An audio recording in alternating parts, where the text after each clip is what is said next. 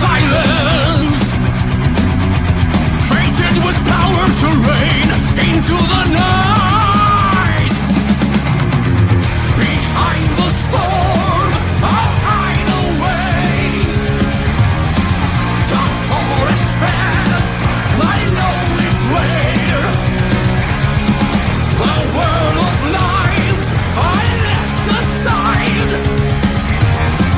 and ways I found off through the mountains high.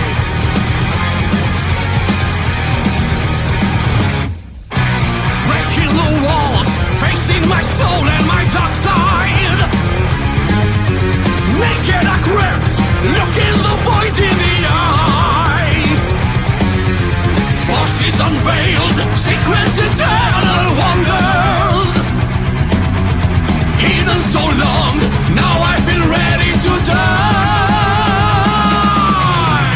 Behind the storm, I'll hide away. The forest path, my lonely prayer. The world of lies I left aside, and ways I found off through the mountains high.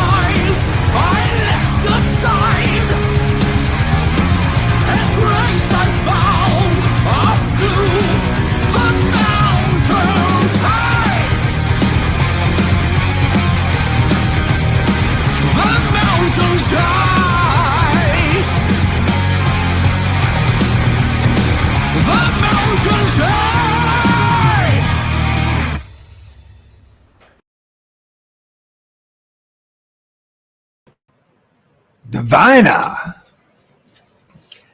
That's an awesome band, and most people don't know about. Amazing band. Check them out. It's definitely worth a listen to.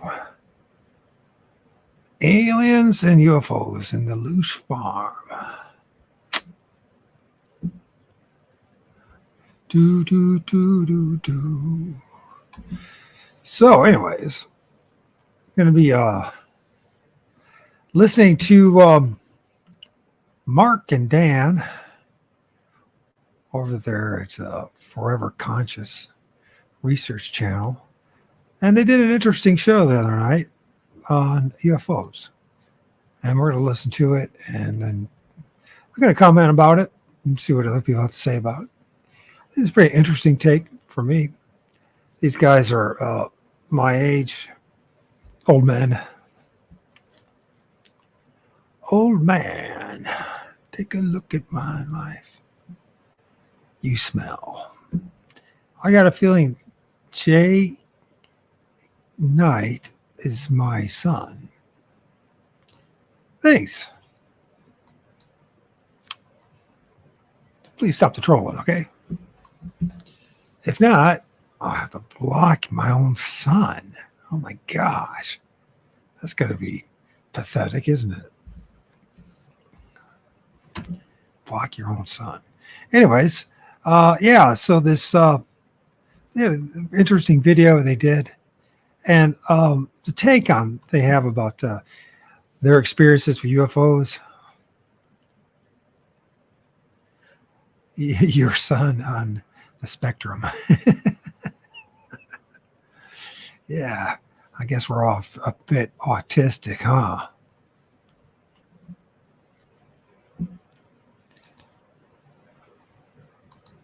Well, if this is one way to get communicating, maybe this is the way we need to start talking, my son, since we don't talk that much to each other.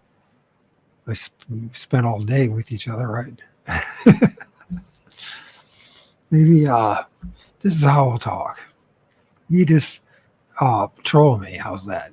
Anyways, this is going to be interesting. I think it's going to be interesting.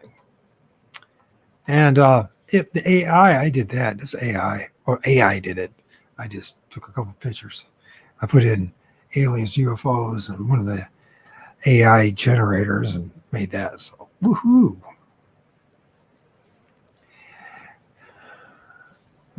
Son on the spectrum. This cat gets no break. No way, no how. Not even from his own son. So, I tell you, the last show we did, jeez, towards the end of it, that was a disaster.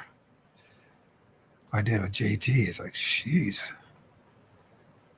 Anyways, I don't want to be part of the cult. And, there's a lot of hucksters and a lot of charlatans and guys and gals that want to make a name for themselves through, of all things, Bigfoot. And they'll say anything. They'll agree to anything. They'll do anything.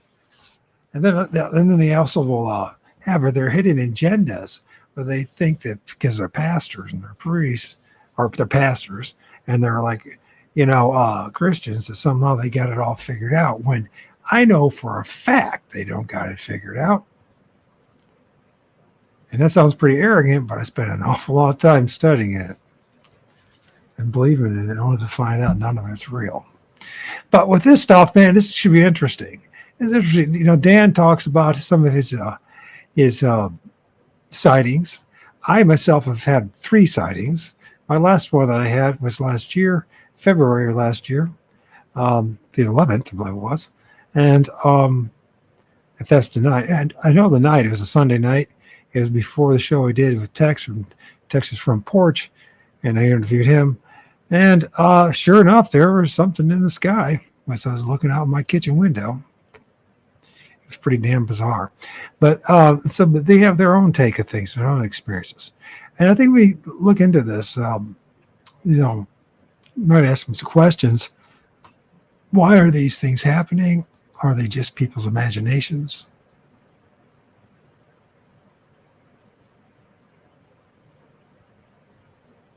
What is bro inquiring about? I don't know. Jeez almighty. No breaks. No breaks at all.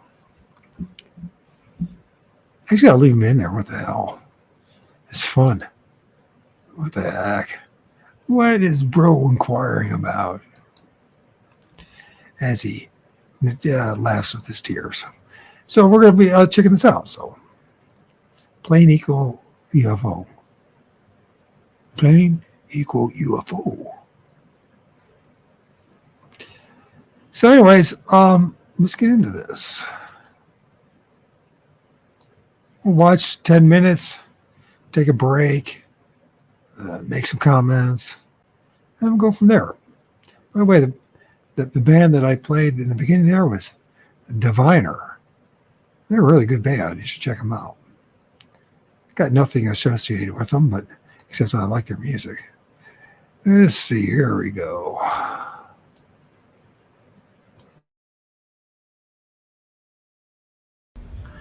Okay, so I have not really covered UFOs in any great detail on my channel in all the videos I've made because I've been more focused on the afterlife, reincarnation, etc. But there is a tie-in to the UFO phenomena with all this. I would say that UFOs, and I think you're the same way, Mark, from what you've told me, as probably the thing that I have researched the most in my entire life because I think I started when I was like 7 or 8 years old. It's crazy. Like we're very close with when we started. Yeah. I was always fascinated by it. As soon as I learned about it, and of course, back then it was always like they're aliens from their planet, and it was a very simplified view of things. I went to the public library. This was pre-internet days, and I would take out every book I could, or if I was in a bookstore, I don't know if you remember Walden Books at the mall. Usually Walden Books, I would search for books on UFOs. I used to have quite a number of them. A lot of them came from the library. But I have to also say, as it was the longest thing I've ever researched, I still don't have any solid, like, I talk about when I talk about the afterlife, the astral plane, the reincarnation system, there's a lot of evidence and witness statements from near-death experiencers, out-of-body experiencers, where you can piece together the whole system, how it works, and it's kind of like much easier to figure out what is going on between our temporary mortal existence here in our human avatars, and then after we pass on, and what goes on in the astral plane. It's much easier to figure that out than the UFO phenomena.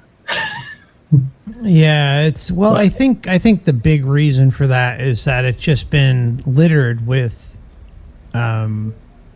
endless disinfo.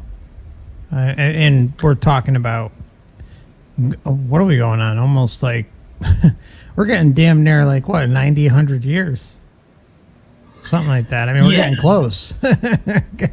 Sure, and I think in different interpretations of the same phenomena went on before that, before technology, they were, possibly interpreted as other things like spirit beings or fae or demons, etc. Yeah, and goblins and all that stuff. Yeah, jinn. Goblins. Yep, jinn, all that stuff. Now, I have to say that one of the things that I benefit from my research into, the meaning of life, reincarnation, the afterlife, was that I was able to work myself out of being in all these little boxes. Like, everybody's like, so many people, not everybody, but so many people out there are either in some religious or spiritual box that can be debunked by the totality of information, or they're in some materialist box where, and it seems like that's all that they choose between, is like some form of one of these mainstream religions or some kind of new age concoction, or materialist atheism. That seems to be, if you kind of core elements of what people fall into. But I learned pretty quickly that if you think outside those boxes, you can see more. One of the reasons that I named my whole thing Overwatch is because you can see a lot from an Overwatch position than you can if you're in the middle of something. And one of the things with UFO phenomena is that nowadays I see it as that it's different. It can be different things, and a lot of people with their theories have latched onto partial truth of one of them. So, for example, some of these are clearly government creations, military technology. Then you have the ones that may be connected to the astral plane, which is the ones I want to focus on. And then you have possibly beings from unknown origin. You know, if you want to, some people want to say they come from other planets, different worlds, a different realm. However you want to, fix that, the alien theory. So that's where I see there's probably 3 different phenomena going on, and these things are not. They kind of crisscross each other, but they're not the same thing. What do you think about that, Mark? I'm not really sure, to be honest. I think that, not that I don't want to jump ahead of ourselves, because we had an interesting discussion about this on the phone.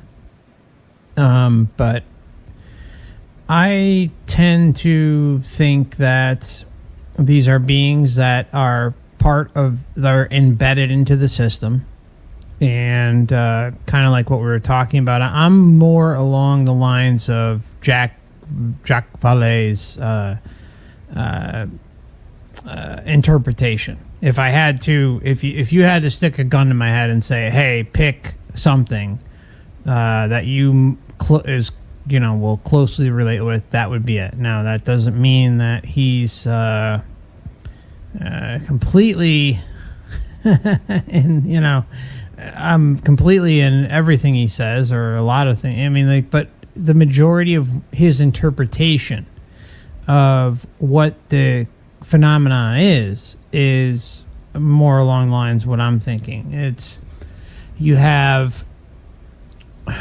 think you have beings who are embedded into the system. They have the capability of coming in and out of our visual spectrum, and they're able to manifest themselves in front of us, or they're able to manifest themselves in front of others and play their games. And sometimes they're nice, sometimes they're not, sometimes they're deceiver, trickster, manipulators. They play all sides of the fence, and I'm talking about in general, because it goes back to what we were talking about at the beginning, how you have the fae, the jinn, the goblins, and how there are, like, the modern day abduction account lines up with the lore of experiencers in the past, like, to a T, like, very, very, like, spot on. And so I don't think that can be ignored. I think it's likely part of the control system, part of the deception system, for whatever reason it may be, whether it's to, have things go a certain way in this realm, to have certain direction go, have humanity go in a certain direction. I don't know, but that's my guess on it.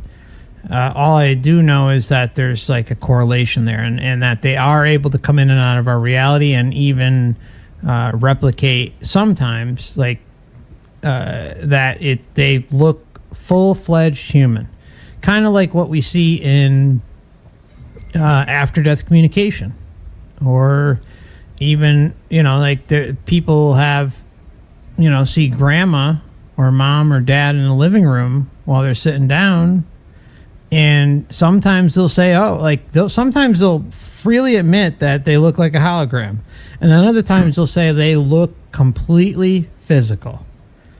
Now, of course, that's up for interpretation. Who knows?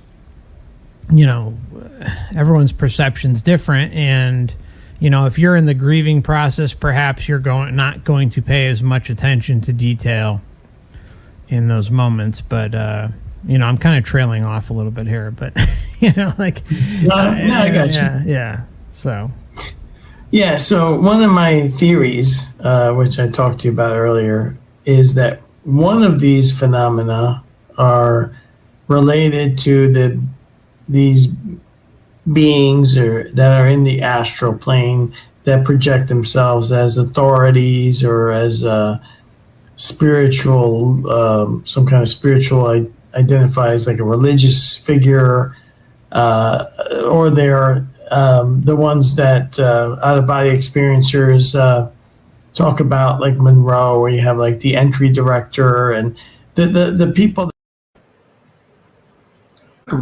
There's a lot to talk about right there. It was amazing as I figured out most of this stuff on my own too, and then I find a couple of dudes that figure this out as well.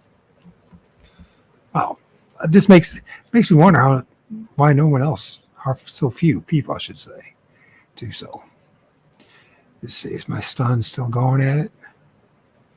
What is that netwit clocking on about? Jeez. Anyways, yeah. So let's look at some of the things that they talked about there. Dan, his YouTube channel is called OverWatch. The OverWatch Channel. So, and interesting perspective there, and I agree with them. I always say it's really bad to be in the group. It's there's a lot of negative connotations that come from being enmeshed in the group. Groupthink is really a bad thing for if you're and want the truth. If you're going after the truth, because groupthink, I mean, it's amazing how it influences people. It's amazing how some will turn in a dime in the company of someone else. I see it constantly. I witnessed it the other night, actually. Anyways, so Overwatch, instead of being in the midst of all this stuff, be in the fringe, be above, watch over it, watch what everyone's doing, and then gather the information. Instead of just, I'm going to be in this group or that group, or I'm going to be in that camp or that camp, whatever. You see this happening in religion, you see it in social movements, and you see it happening in all these other like cultish-like movements, right? And the truth of the matter is, Bigfootery is one hell of a cult. And so is ufology, and it's also turning to be the same, but not as bad, than the paranormal. Also, it talks about this the way this matrix is laid out. It generally, most people get snared in the very base level of information, and either they end up becoming part of the materialist group, or you end up being in some kind of cult again, a religion, some kind of group, right? You get yourself boxed into this stuff, right? It happened to me when I was involved in Christianity, or actually involved in, growing up as Mormon. That was a box. And then later on this past decade, me really focusing on Jesus and the Bible, and thinking that was all there was. That put me in a box. And it wasn't until I challenged that stuff and deconstructed and broke free from it that I realized, man, I really put myself in a box, didn't I?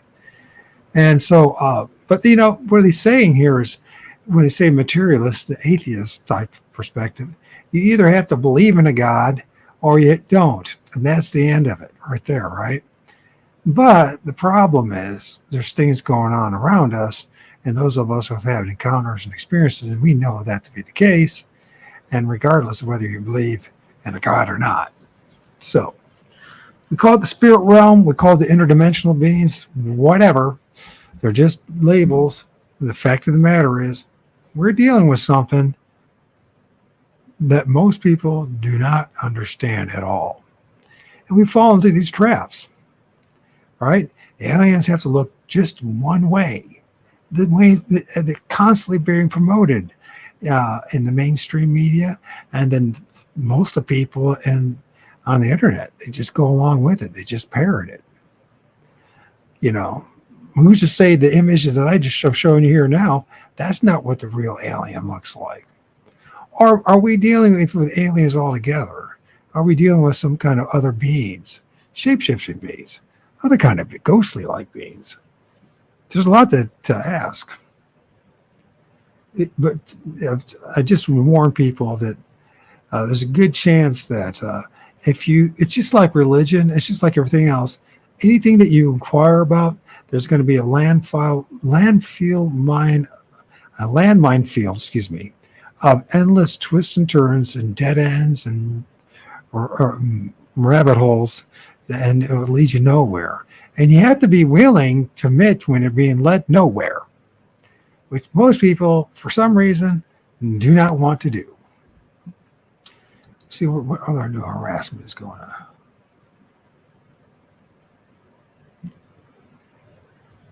I need to focus on this. So we're going to put you in timeout. And we're going to do that. And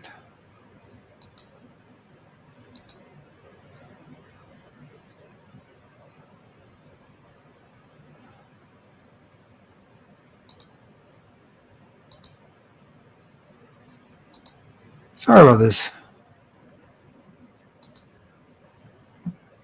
I hate to do that to you, my son, but you're pushing it too far, okay?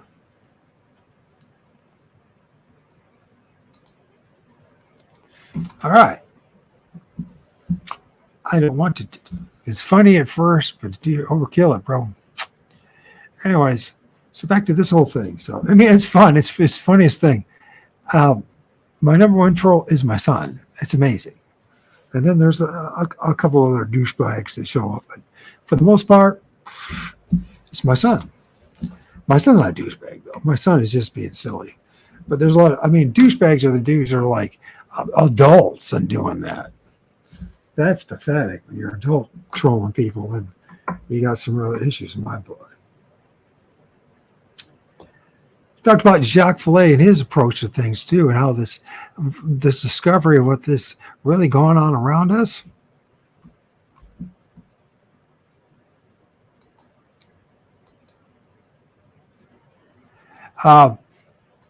What's the discovery? What's really going on around us is going to threaten a lot of the structures, a lot of the institutions, and they are threatening it. Right? When people start to realize that the priest doesn't know what he's talking about. The Pope doesn't know what he's talking about. The pastor doesn't know what he's talking about. The people, the imam doesn't know what he's talking about. The rabbi doesn't know what he's talking about. And not only that, then the scientist doesn't really know what he's talking about when it comes to this kind of stuff. Just bits and pieces of it. But no one has the answer. No one has the full answer what we're dealing with when it comes to these things that we call aliens and other things we call UFOs. And it's a reflection, if you will, of this matrix that we live in, right? A whole bunch of questions, never-ending questions, with no real answers. They talked about these things, whether UFOs or aliens. And we can also say, because the behavior is exactly the same when people say they're seeing Bigfoot, which so far my observation has been, and all the people that I've been talking to, they're calling everything frickin' Bigfoot, when there's no way, no honest person can possibly say that what they're filming is a Bigfoot. I mean, you have to be either incredibly delusional or incredibly dishonest. And there's a lot of dishonest people in the Bigfoot community I discovered. I don't even know if they really realize it. Maybe they're just misinformed. Maybe they're delusional. Maybe they have other motives. But there's something seriously wrong with them.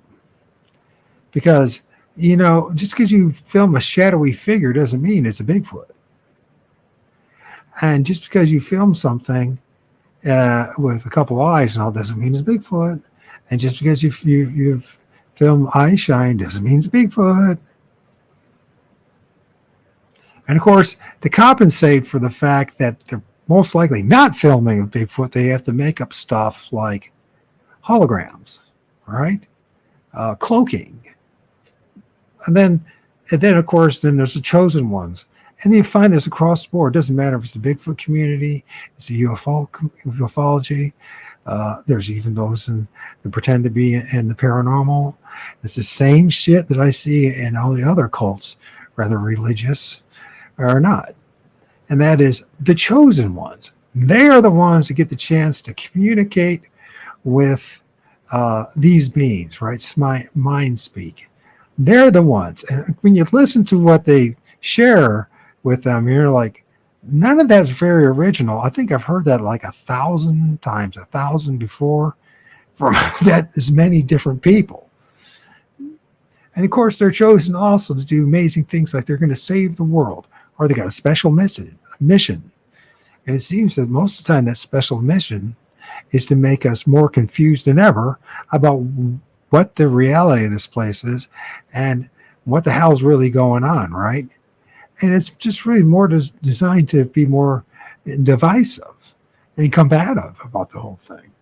But these things seem to have either they are forced to make it happen, where they pierce, as some people say, the veil, or they the spectrum, if you will.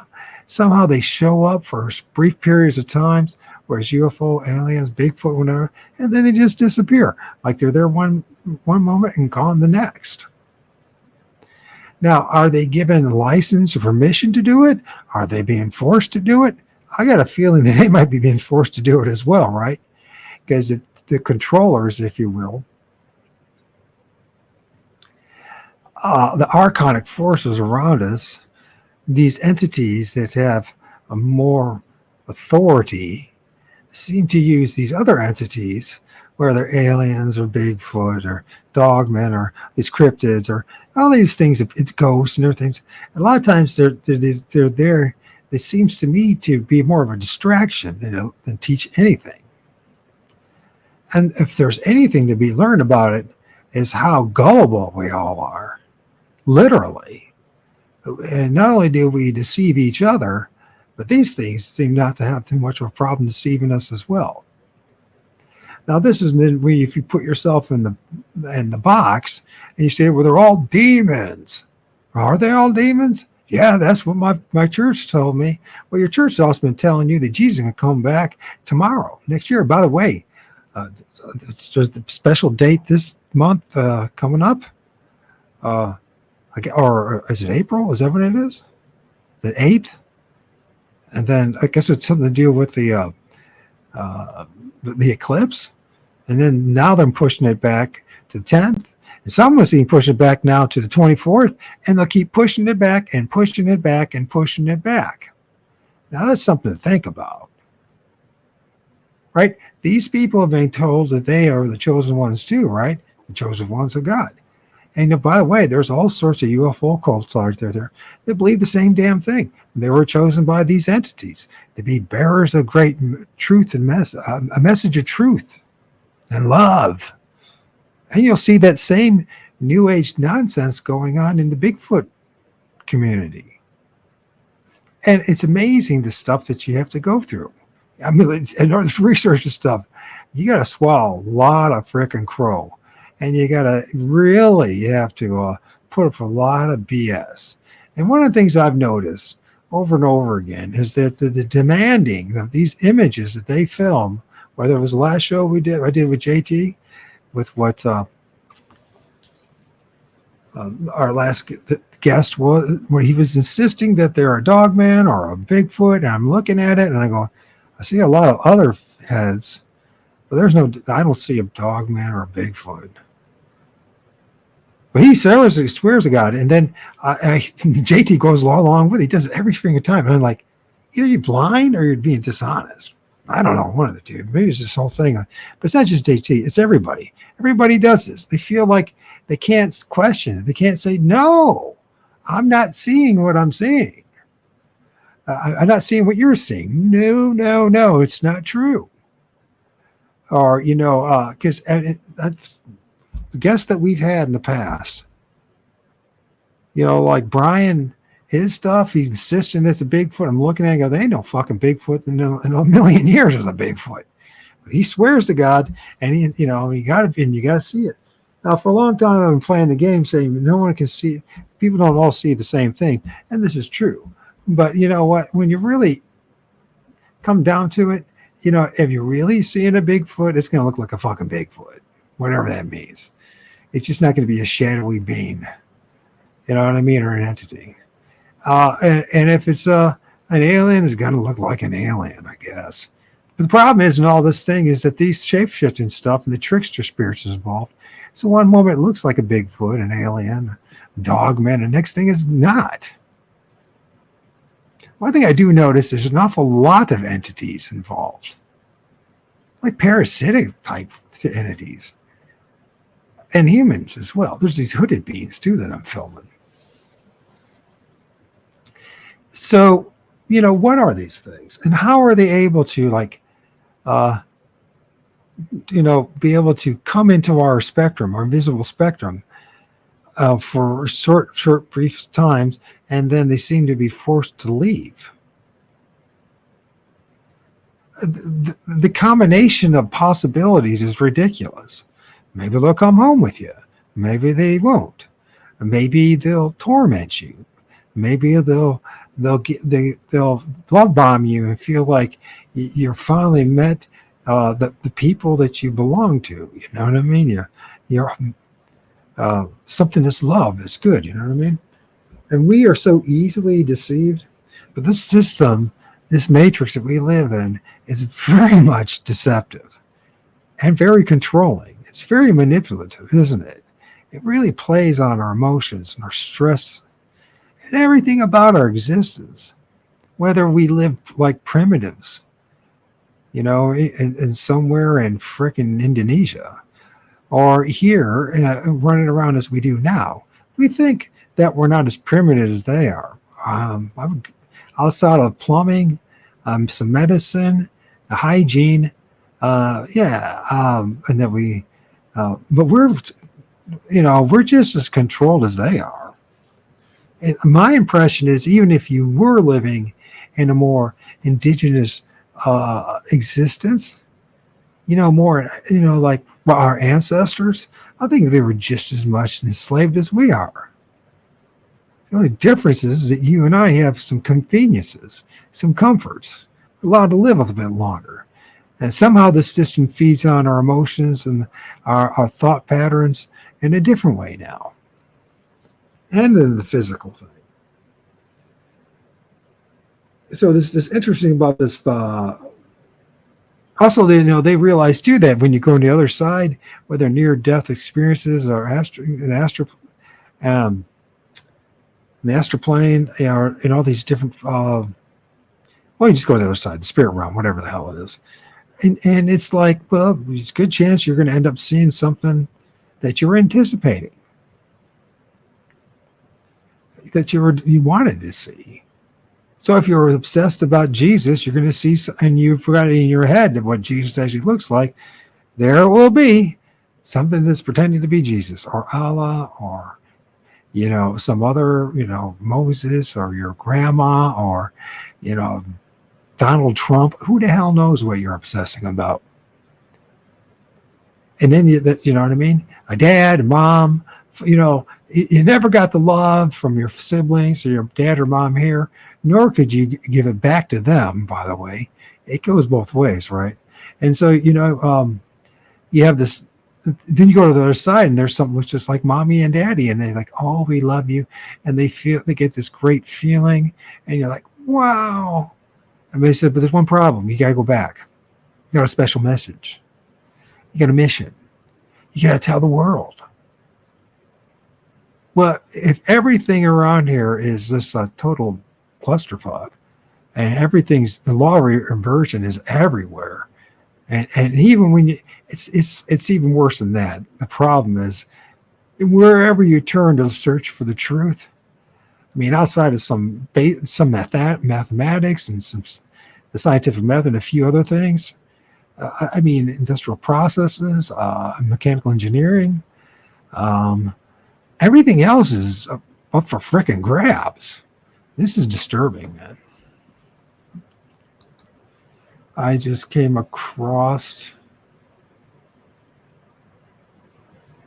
It's blocking me. Hi, I just came across your account, and I have to say I'm very interested. Good. Thanks, Eric, John Eric. I like that name, John Eric. Let's see what else you got to say. I like your content. It's really unique. You deserve way more recognition than you have right now. Oh, thanks. I just hope you're not asking me for money because I don't have it. I've heard that before. Maneuver something. It said, "Yeah, man, if you send me your email, I'll hook you up."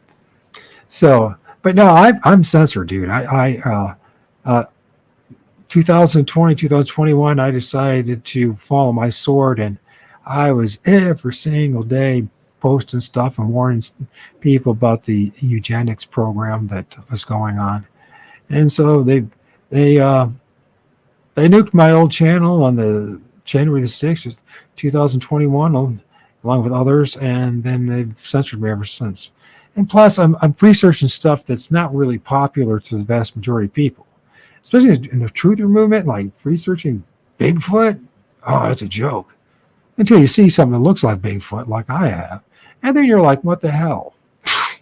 All right, there's something going on, but what is it? Because it certainly doesn't line up with what all the talking heads in the Bigfoot community say. And then I start seeing other things that look like freaking UFOs, and etc. And then I'm like, well, what the hell is really going on? And then I discover that I should probably show myself a little bit. I discovered that actually nobody, I mean, literally everybody that I've listened to is speculating, guessing, and they're much more articulate, and they're much more intelligent than I am.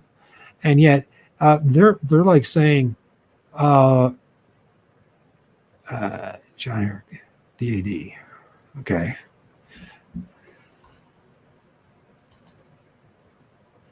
All right, Dad.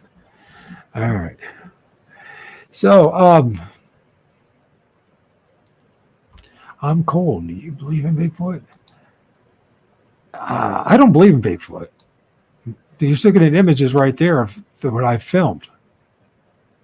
If you take a pretty good look at them, and I know it's not the greatest of resolution, but I don't believe in them. These things are, whatever they call and claim to be Bigfoot is real. What I don't believe in is the official narrative and what everybody's been trying to push on us as this cottage industry, this psyop.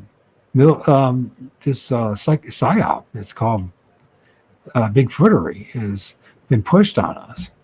I don't think Bigfoot is what anybody said. See, I'm not. So if I tell you it's like they're interdimensional beings or ultradimensional beings, then all of a sudden it's a woo. But what I'm going to try to say is that these are things that are just like these UFOs. They're just like these aliens that somehow pop into our reality, at times look like a hologram, and other times look like flesh and blood, and they leave evidence. That's all we got. It's across the board. It can be ufology. It could be Bigfootery. I got a feeling that's my son saying, "Hey, Dad, I'm drawing." Hold on a second.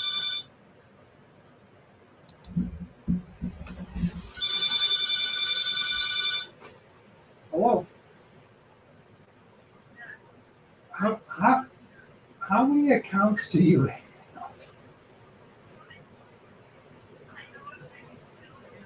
How many accounts do you have?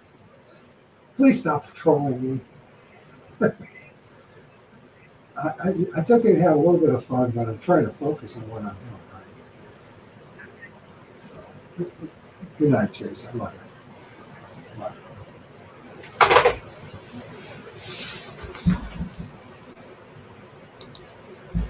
Yeah, it's my son. John Eric is my son as well. I've made a new account. And that's my son laughing at me. And that's the way it is, though. I mean, I totally think this is, I mean, I think it's all meant to be this way. I honestly, the script is written, man. Shit. The closer you get to the truth, the more just the pain and that comes along with it. Anyways, I love my sons. So where about this? So these things, what are these things? What do they call them? Bigfoot, or they call aliens or spirits and all that. They seem to manifest and appear in the same manner and fashion. They just look a little different. They're presented a little different. So I'm in the camp with those who realize there's just something much more deceptive and sinister going on. I don't see any evidence of aliens from another, somewhere else in some other galaxy that's showing up in mechanical, clunky stuff. And then I feel this stuff, this Bigfoot and coming out of UFOs and all that kind of stuff. All right, UFOs.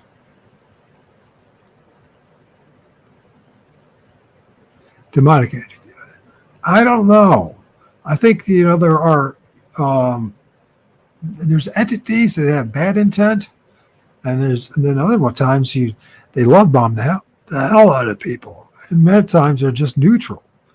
The question is, when you start really stepping back a little, because I've had these experiences, right? And it's like, first I asked the question of what are they trying to teach me, if they're trying to teach me anything, or what is there to learn from all this? And one thing is the inconsistency.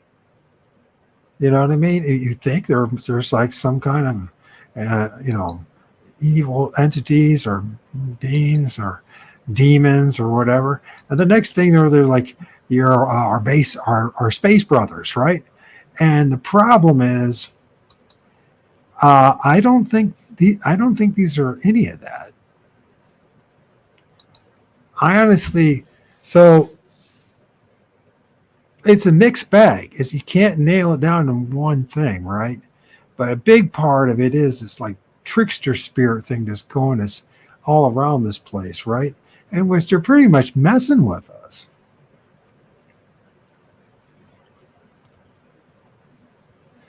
They're pretty much messing with us. So yeah, let's listen to some more stuff. I think it's gonna be a great conversation. Hopefully by the end, it makes other people think, what is it that we're really dealing with? Should we be so blindly following all these other people with their YouTube channels and all that other stuff in there? Either, the groups and their constant pushing, which clearly is self-promotion is what it is. It's to make them look like there's something that they're not. And I see this across the board in all with this ufology, Bigfooters, even a lot of the people that claim to be paranormal researchers. I mean, I think the closest thing that I've seen legitimately, possibly, the closest thing to me that I've met yet, that of a group of guys that are really trying to do this, would be Cameraman and the Crew and MT Mike. Somehow if we fell into, if we discovered each other, but I look at them, they're constantly going out, they're actually doing research, they're going to locations, they're using different devices, and they're trying to find things. Now, and I also think they're getting closer to the truth than people want to hear, because when it comes to these things called Bigfoot and Dogman and all that, I mean, we're not really, that line between spirits, the spirit realm, interdimensional realm, and something that's around us, that's part of the creation, that's allowed to manifest at times. I think at times even forced to be manifest. You know what I mean? For certain agendas. And I honestly, when you like, the ufology has been around for 90 years, if not longer, and we'll say minimum 80 years. but it was long before the 1940s when they started looking into this stuff. And then Bigfootery is about the same time period. And then the paranormal has been going on forever and a day. And it's just speculation and guesswork and a whole lot of storytelling. Yet people really do have encounters.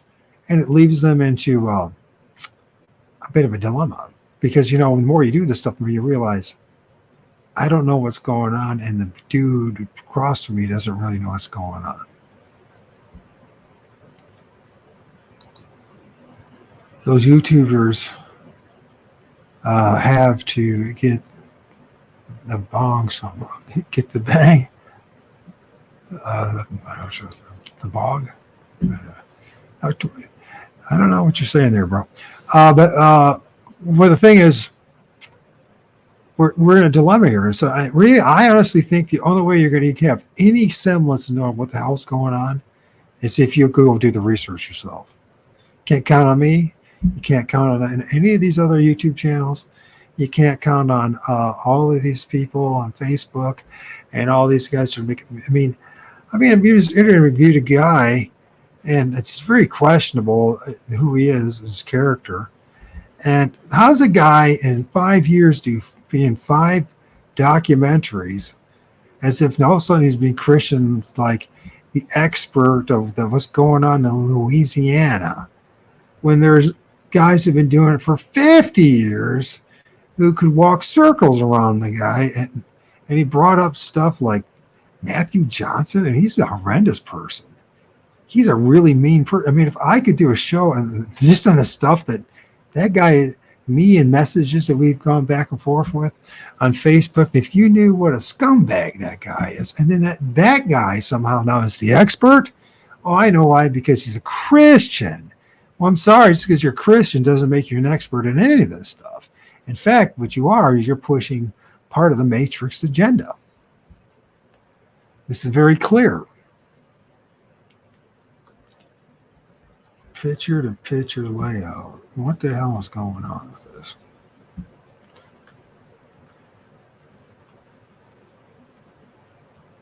Let me get this out of the way because for some reason I cannot see. So anyways, let's get back to these questions here before I get on with this. Bag money, okay. In a way, these are right. If Bigfoot is real, it's interdimensional. It has, it's the closest thing. It's certainly not flesh and blood. There's no evidence for it. Footprints is all you got. Well, by the way, those footprints could be found out in all sorts of places and different other things. You know what I mean? They've been talking about this stuff in the paranormal research for hundreds of years. So just because you find some footprints doesn't mean anything. And if we realize, look, our ancestors, the Native Americans told us this. They all told us this. Our own ancestors and European ancestors. And we just poo-pooed them and said, yeah, you're idiots. Now, we're much smarter than you. We watched History Channel and Animal Channel. And we might have even went to college and university, right? But the fact of the matter is, whatever this thing is that's called Bigfoot, at times appears, manifests, and anybody who's done any research on this, serious research, will come to the same conclusion. It's not popular. No one wants to hear it, but here's it goes. You know what? So at times it appears like it's physical, but none of us went up there and shook its hand, took a DNA sample from it. You know what I mean? Combed its hair. Petted on his back. None of us have done that. So no matter what you say, you still don't. It's just now a belief system still. So you believe that it's flesh and blood. That doesn't mean so. At the same token, many of us have seen these things, and our ancestors talked about it, coming in and out of the trees, out of the ground, materializing. And so because we can't accept the fact that it's actually doing that, well, we say, oh no, they're actually, they're cloaking. So stupid. Literally, it's just people making up shit. The fact of the matter is that we're dealing with something that we don't want to admit is what's going on. And if you haven't had these experiences, the only thing that I can say is you ain't doing it. Because I didn't have to try that hard to have the experiences. And if you think watching videos is going to make you knowledgeable about this shit, good luck.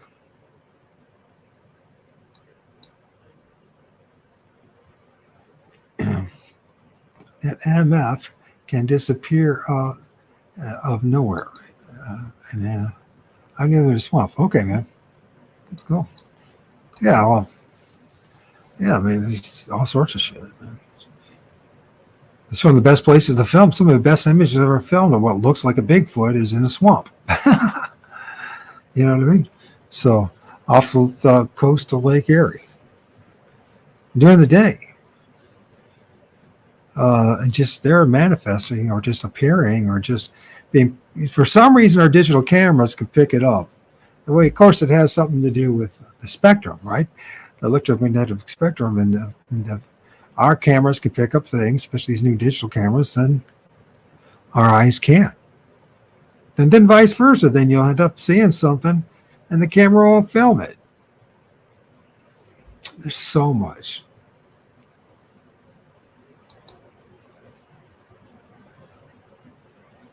I think Bigfoot is everywhere. Because I filmed in the middle of my town. I know people that filmed them in the middle of suburbia, on the farms, and parks. So I mean, and you can dismiss them and say that they didn't happen. And these people, 99% of them never start a YouTube channel, don't want any attention. They just want to know what the hell they experienced and what happened to them. And they have the same experiences. Some look like they're physical. Other times they just appear or disappear. And, you know, you can dismiss it all you want. That's your choice. But those of us who have these encounters and experiences and have researched this, we know that there's something going on that doesn't fit the mold. What's up, Jason?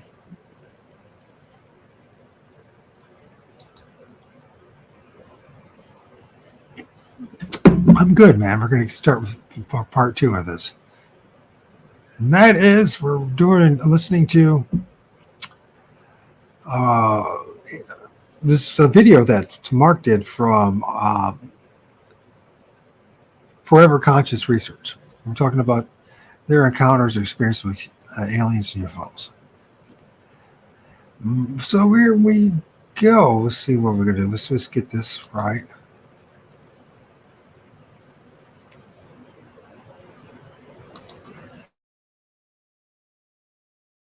That or not people, the beings that work inside the system here of this Loosh farm.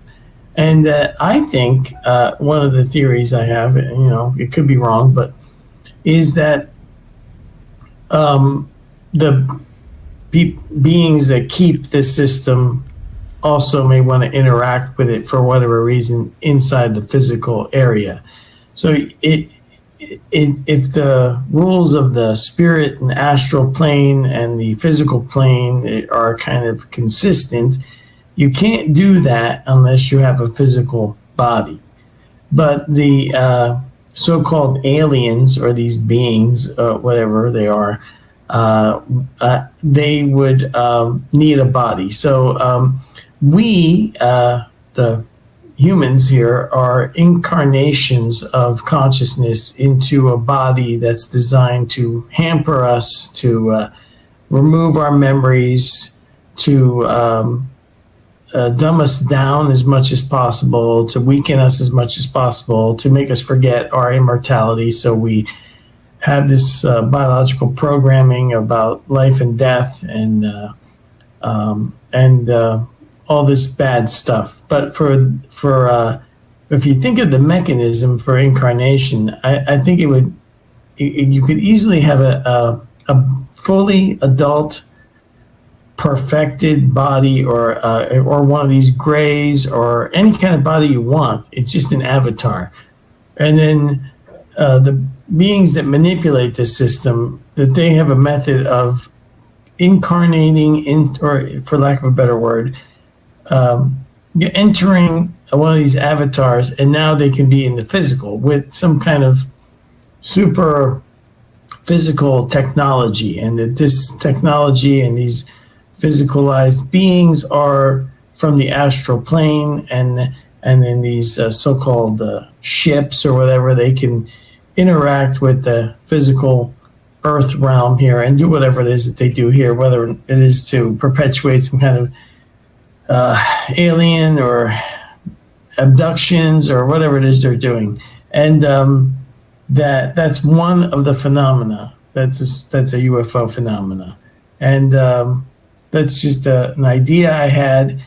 Part of it comes from a description from one of Robert Monroe's books, where he described a version of Earth where people were able to just enter and exit like perfected human bodies at will. Like they come and experience the physical plane, and then they can leave and come back. And I seem to remember reading something about that in one of his books. Do you remember that, Mark? You and I think are on the same page with that. I'm not 100% sure, but I'm pretty sure it was in Far Journeys.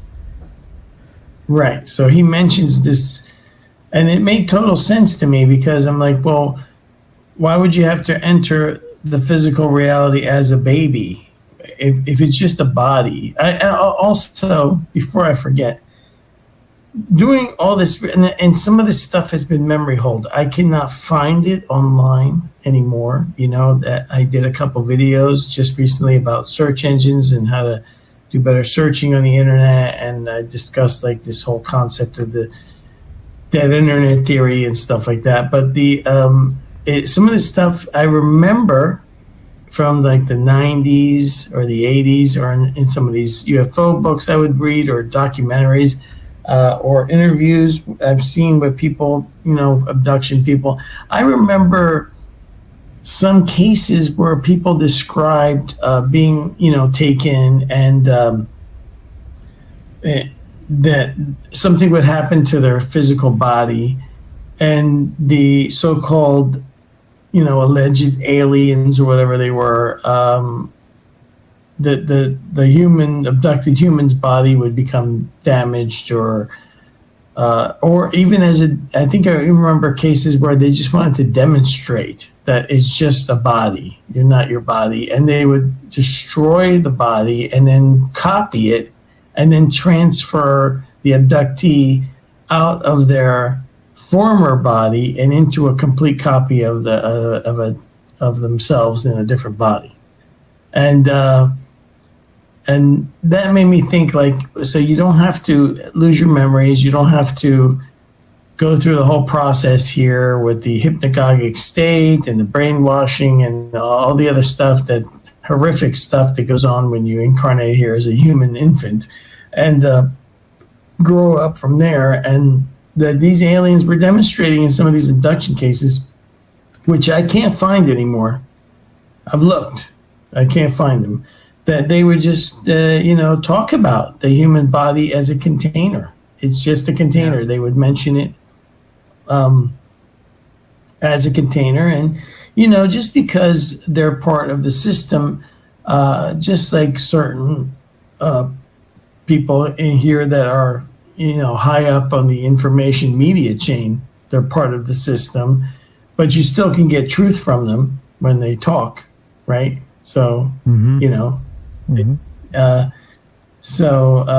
that's just, it's really crazy. It's a crazy theory, I guess. I don't know how other people feel about it, but that's one aspect of the UFO phenomena that I think that goes on here. Yeah, I don't think you're crazy at all. I think there's a couple things that go on. Like,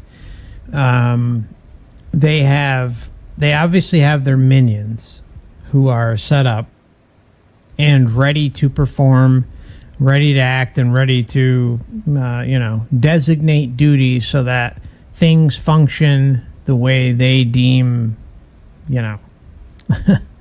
the way they want them, the way they wanted things done. And I would imagine if something is not up to their specifications, that they will facilitate a meeting or a connection or something, whether that's in a actual physical body or whether it's an actual physical temporary body that's there on standby, or if it's a in the astral form, who knows? But I agree with you. I think it's probably something along those lines, because I really feel that most have no clue what's going on here, and that to have that level of knowledge, you really need to be high up in the food chain. But then there's like the easy route too. Like this certainly can't be discounted. Like just possession alone. They are really good at being able to possess and take over others and hijack bloodlines. So much so that they will easily do the bidding, because they believe in, this, that, if they sacrifice or they perform these rituals or that they will benefit from it.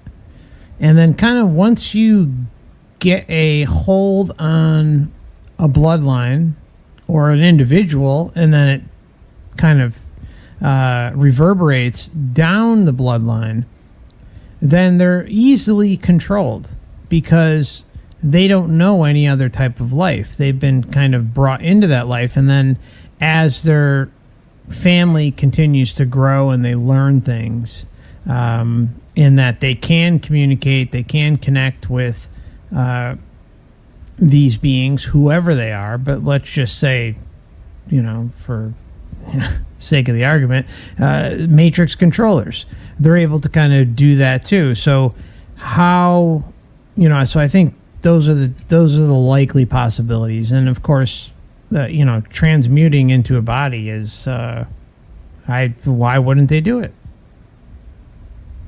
Yes, I think they have to in order to be physical. Now there's and keep control. If they have to really say they have someone at the top of the food chain, Dan, and they're not doling out the duties that they want to their specifications. Well, what would be a better way than to come into a physical body that is jacked up and threaten them and say, hey, get your ass in line. This is what we want done.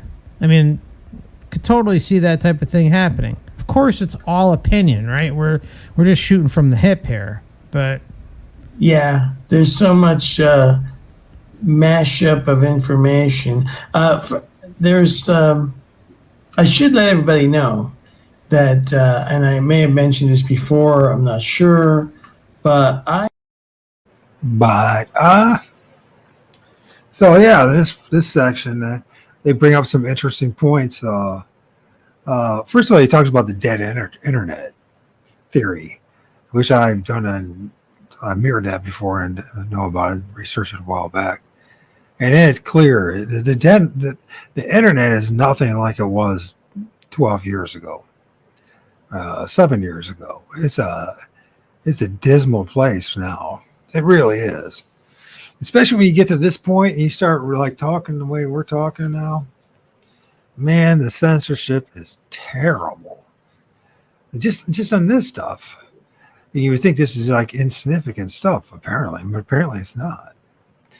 And I mean, they don't have a problem with you saying they're all demons or this or that, right?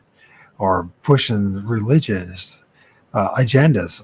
They have no problem with that.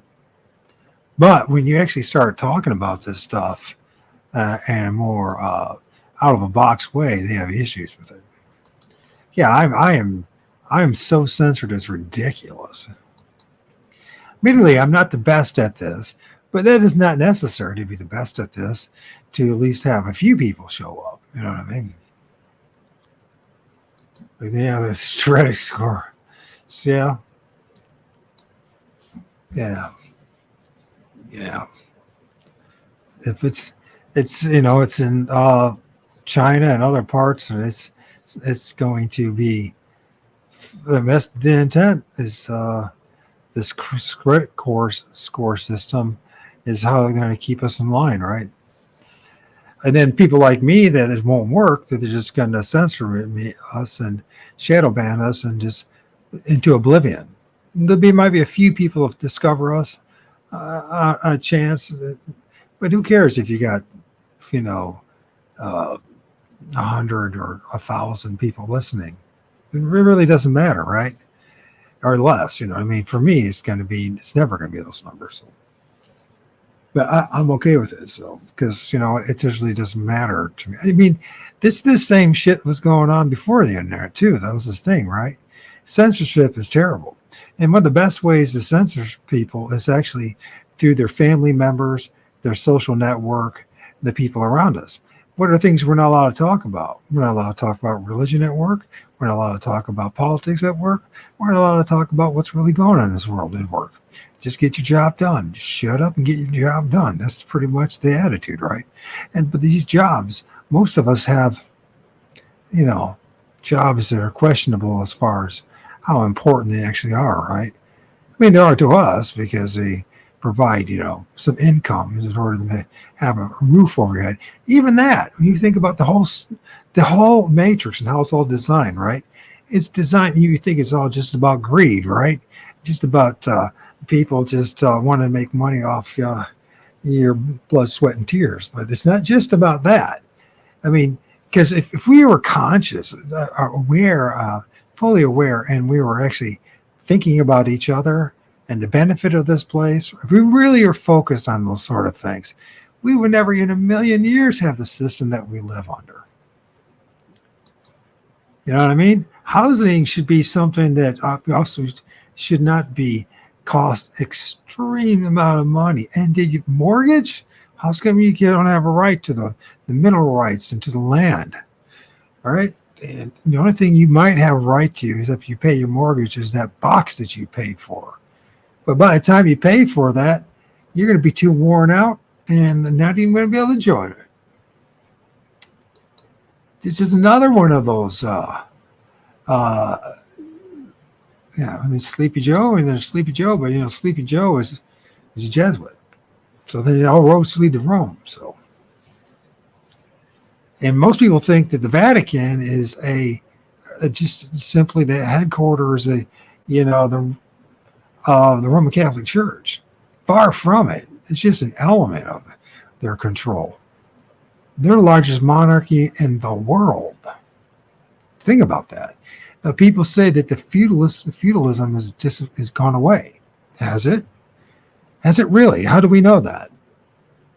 A lot of these wars just in Europe and other places throughout the world were truly based on a monarchical aspirations, imperial aspirations.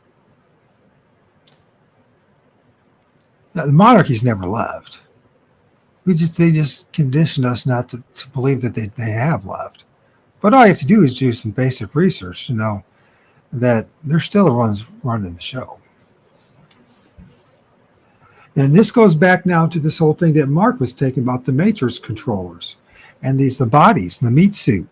And it seems that the very quote unquote top of the pyramidal structure of this place seem to have some kind of relationship with these things. If you want to call them aliens or demons or spirits or whatever entities you want to call them. Some people swear they're Bigfoot. I mean, I think they'll appear whatever you want or whatever they want you to think that they are. These shape-shifting things of some sort.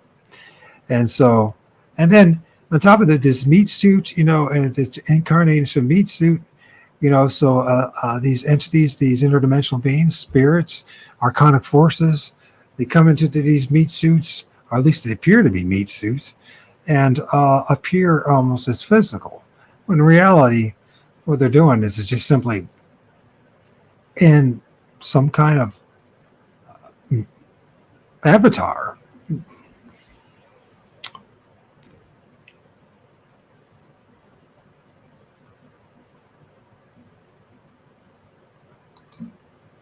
They didn't raise the retirement age. Monarchies are the tea drinkers and beans on the toast water. Okay.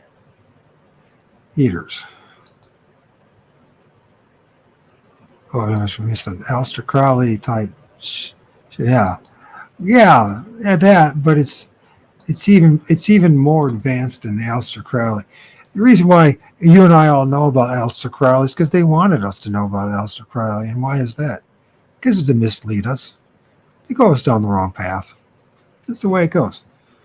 But these bloodlines, they do seem to be interested in these rituals. From my research, they do seem to be really interested in spirit worship, some form of animism. But, whatever it is, whatever they're worshiping, whatever these things are, I think there is such a thing as possession, too. It's not exactly the same thing that religion has told us, because religion, once again, is designed to mislead us again. But there's times when these certain people, they are handed over to these things in order for them to infest or go inside. You know what I mean? And they help navigate the meat suit and the mind. But it always goes down the same path. Yeah, it's certainly about controlling the masses, which is no good for anybody, including the people who are infested. What they want to be called the elites. They're the worst of all of us as far as the circumstances that they're in. They might seem like they got things better than us because they have fancier cars and planes and houses and all that crap, right? And they're privileged. But just imagine living their lives. Just imagine being one of the uber elites, one of the plutocracy, the managerial class, and having to hobnob with people that you can't frickin' stand, having to kiss butt all day long, and worried if you're going to lose your job position, etc. This is how the Illuminati or the Matrix works. People think Illuminati is a joke. Illuminati is simply just a catchword at this point of all the different cabals and institutions that help maintain the empire. You and I, from the West, are part of the Roman Empire. They're still, and they pretty much have taken over this whole damn place. There's just a few problem areas, but NASA, never a straight answer. A bunch of puppets. It is. But the thing is, I think we are too. We just don't realize it. This nation is ran by a private, there's more corporations. Sure. It's a hodgepodge of cabals, but everything goes down the same direction in the end. So, I mean, we saw clearly in the past, in 2000, 2021, 2022, exactly how they they have the capacity to manipulate all of us. And there's a whole bunch of groups involved. But in the end of the day, it still goes to, there's this thing, the spiritual side of things, where people want to like it or not. It doesn't mean there's a God or the God that you believe in, right? It just means that there's these interdimensional beings. There's a spiritual side to this soul trap matrix. That there's something, the high probability there's something more to us than just the meat suit that we're in.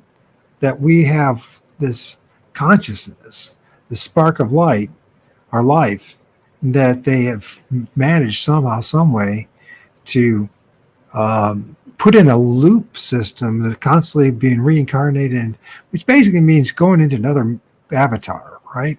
And he did bring up the stuff about the as a child, right? And what an infant goes through. Now, and he brings up a very interesting analogy. Now, if you're a controller and you just need a meat suit temporarily, but you want to have full awareness and consciousness of who you are, right? Then it's where these meat suits come in, right? That people call aliens and all that. Maybe even Bigfoot, for that matter. But then they can discard it because it gets in the way of them and their journeying and their travels and going from realm to realm, right? Whereas we are born into this meat suit, and it's trauma from the moment of inception to the moment of going through the birth canal, and then to the first 7 years of life and being nothing but a blank slate and just being totally indoctrinated by the people around you, right? And it's really hard to break free from all this stuff. It takes a lot of work to get to the point, at least for me.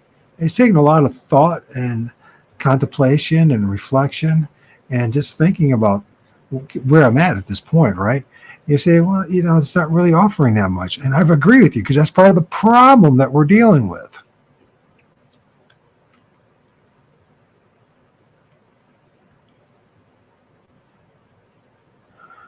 Go here. And that the problem is we live in a system, in a matrix that offers up a whole bunch of confusion,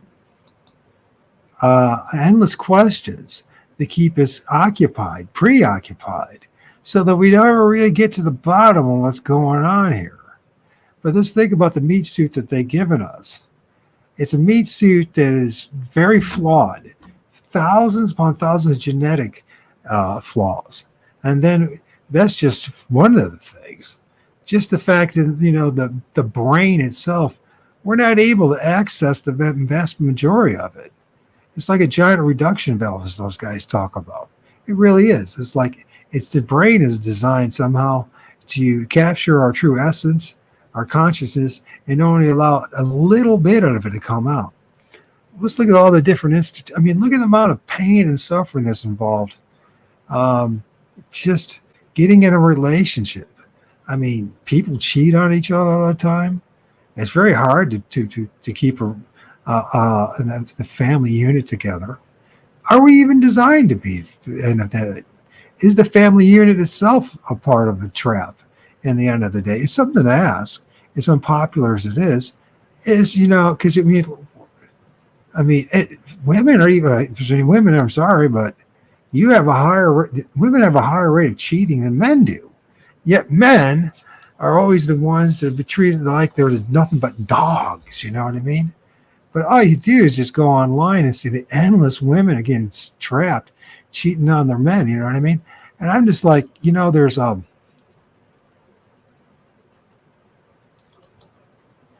I just think, this whole system is designed to cause maximum amount of suffering, pain, Loosh production, as they like to call it.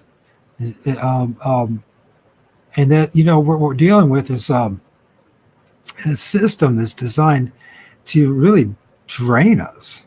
We're like batteries that are we're there to feed the system. These entities, these are archonic forces. So I honestly think that a lot of stuff that we're dealing with are either illusions, they're parasitical in nature, they're deceptive in nature, right? The number of people that I've heard has talked about this message that they have about love. How many just interviewed a guy? How many people? That the Bigfoot's here to show us how to live this place, right? They're above us, right? They're the ones in control, where we are the stewards, if you will. We are it's a nice way of saying that we're the slaves. So if that's the case, then Bigfoot's fault for why this place is all screwed up. Or it's the aliens. Or it's these other things that are pretending to be Bigfoot and aliens. But the biggest problem in all this is that we all know there's a problem, and we don't have any definitive answers to our problem. And I think we need to talk about it that way and be honest about it. And it's very unpopular to talk that way because people want absolute, conclusive, solid answers. But you're not going to get solid answers in this world. You're just not. What you're going to get is rhetoric, propaganda, storytelling, and anything to occupy your time. This is a serious, and our minds, more importantly, in which you spend all this time doing this kind of research, whether there's religion, philosophy, theology, religion, and then maybe the cryptozoology, ufology, Bigfootery, right? On and on it goes. And you're just like, this is just a clusterfuck of madness. That's what it is. And people are pretending they have the answers. And that's all they're doing. They're pretending they have the answers. I mean, I don't see any amazing stuff that's happening from people that know about this stuff. I don't see it happening. I see a lot of talk and rhetoric, and spinning the tail. There's a lot of hucksters and charlatans in these communities. I mean, it's amazing. And I don't. A lot of times you don't start out that way, but it feeds the ego, right? And popular now. There's people watching me, and it's just about and always in the back of their minds is everyone I ever talk to, money. How much money I can make off these people. I mean, I just warned you that when you're going down this road, don't trust anything and anybody says. Honestly. If they can't prove to you 100% that what they're claiming is a freaking Bigfoot, don't, including me. I mean, I filmed some stuff that I say that I believe are Bigfoot, and that it sure behaved like Bigfoot and looked like Bigfoot. But like I said, they never sat me down, had a powwow, shook my hand, gave me a big bear hug, and hung out together. You know what I mean? So, and those that say that they have those kind of experiences, there's no way to know if they had them or not. Because they're just saying that. There's no documentation, there's no proof, there's no evidence, it's just hearsay. And yet we're experiencing things. It's quite disturbing when you really start to think about what we're dealing with, because it's across the board, and it's just a whole bunch of fuckery. Let's get on to the next section. That this object completely violated what any conventional aircraft that we have can do. Now, I don't know if it was a military, government, or something, but it was not the normal helicopter aircraft. Nothing could do what this thing did. So this was first, the lights were all wrong. It was a lit up object, and it seemed to be, the lights were pulsing, almost like they were turning. It looked like something out of a sci-fi movie. It wasn't that big, but it was definitely moving. And then what it did was it came toward my house here, and then it made no sound. Again, these things have frequently get reported that they make no sound. Sorry about this. Did I skip the number 2? Let's see if it plays. I have 2 separate times witnessed. Yes, I skipped 2. My apologies. That's my fault. So let's get back. I don't want you to miss the next 10 minutes here. It's interesting. I have 2 separate times witnessed absolute, the classic UFO on 2 different occasions. And the first one, matter of fact, I'm going to show you what it looks like, because there's a historical case where the UFO looked exactly like what the one I saw. So I'm going to go and how old were you at this time? I was young, 9, 10, maybe 11 at the most. It was in New Jersey, and that's where I lived at the time. And I was in my backyard playing. It was, the 70s, so you have mostly play outside, Sure. There's not like I can go on my Xbox, and there is no technology like today to distract you. So I was just playing in my backyard. I forget what I was doing, throwing a ball or something, or playing. And then I lived near an airport, which was about maybe 4 or 5 miles away from where I was. Not a big one, but a smaller airport. And I was also in the Cub Scouts and stuff like that. So I knew compass directions, and I knew which way north was. So this thing caught my attention. It was a dark gray kind of object, and as a kid, I was very familiar with aircraft because they would fly over my house as one of the routes the planes would take off and land. It was a position where from the west, if I was facing west, I would be in my backyard. I would be looking at the track of one of the runways. So when I was in my backyard this one day, I had caught my attention was this like object because it wasn't flying like a plane. So I was very familiar with aircraft, the noise they made, the helicopters.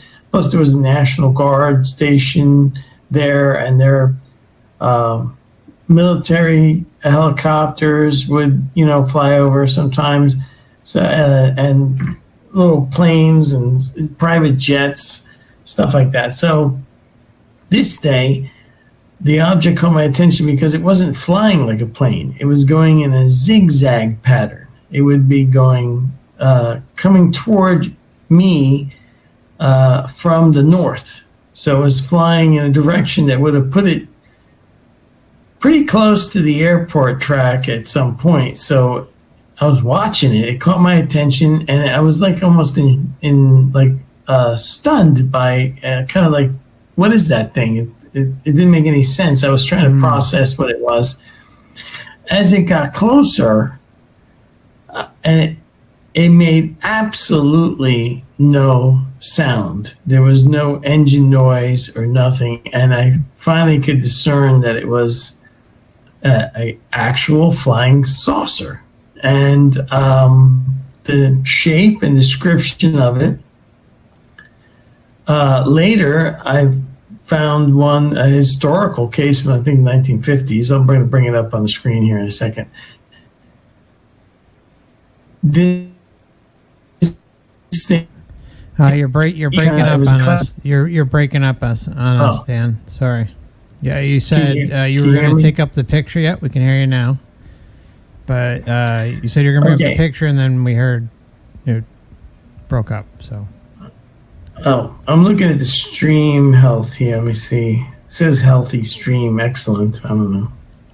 Anyway, I was watching this thing. It was a classic, dark gray or metallic gray flying saucer with a very smooth bottom, and it had kind of like slightly wider base, and then it kind of canted up, like the whole classic thing. And on top, it had like this kind of like weird little stubby. I couldn't say it was an antenna, but it kind of looked something odd like that. Well, there's a historical case. Let me bring it up on the screen here. Hold on. Share. Okay. Hold on, let me find it. Okay. Here we go. Okay. Okay. OverWatch. Can everybody see that? Yeah, now it's up here. Okay, the McMinnville UFO incident with photographs. It was from the 1950s. Now, this UFO here, which I'm going to blow up so you can see it.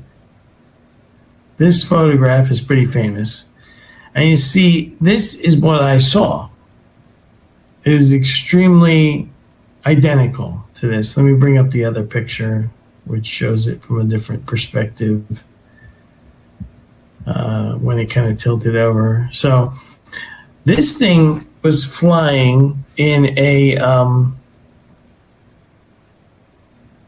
short zigzag pattern. So it wasn't going left and it would right and left. It was flying in a very the north to the south and then as it came parallel to like the runway direction, it made a turn to the east, and it flew right over my house. I'm watching this thing, and before it got to my house, when I was finally able to process what I was looking at, I went bananas. I was screaming for my dad to come out because screaming at the top of my lungs because I wanted anybody to see this before it disappeared. So my dad came out. He's like, "Oh, what are you yelling about?" And I said, "Look," and I pointed to it, and he watched as it came from the north to the south. And at this point, you could see clearly it's a flying saucer. And then it turned to the east, and it simply zigzagged its way into the distance, and eventually, went out of sight.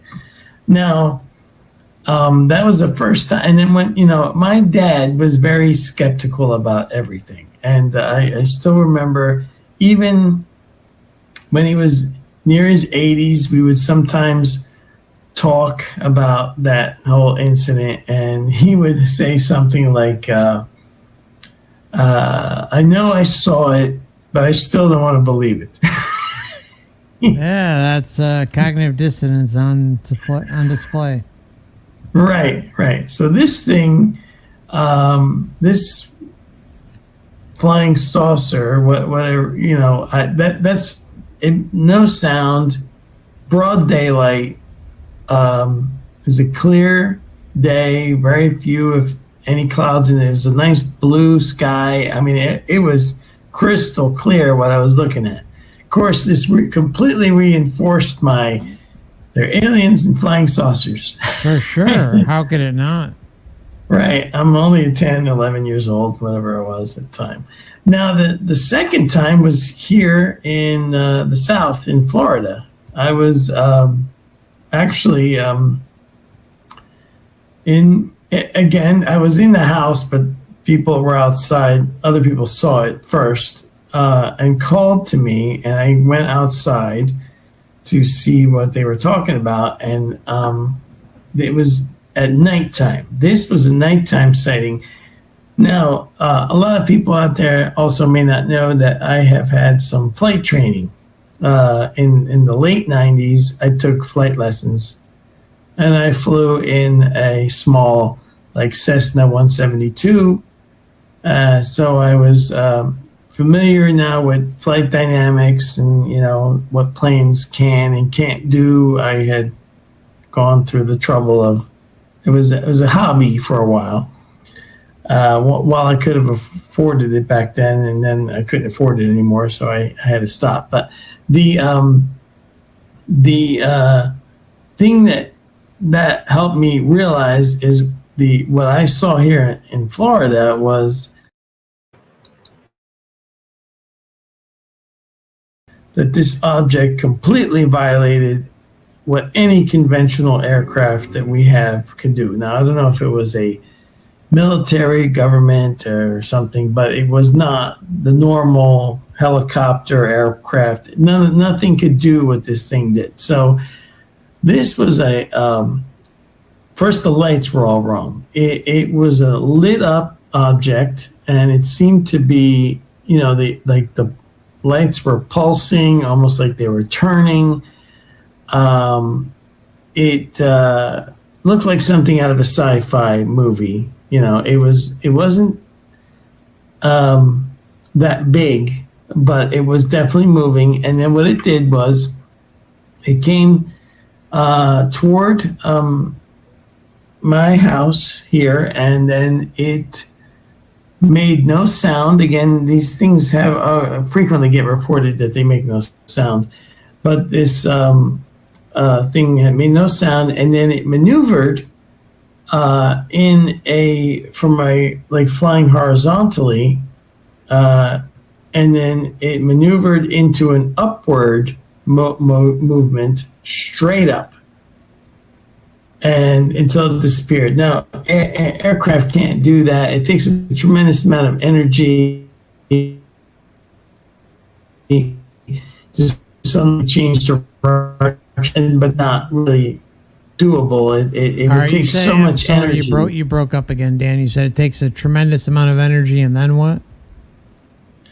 To make a maneuver like that. If you're going to go from a horizontal trajectory and then go immediately with no curve, no turn, you're just kind of like going to go straight up.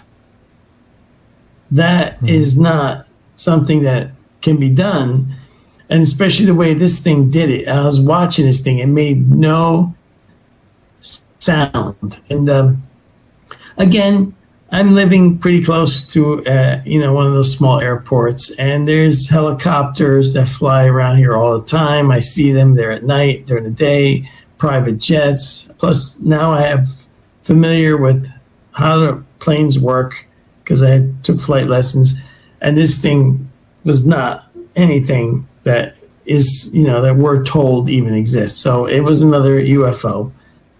And that was at night, though. Of course, some people, including Lindley, when I had the opportunity to talk to him, brought up the fact that why did they have lights?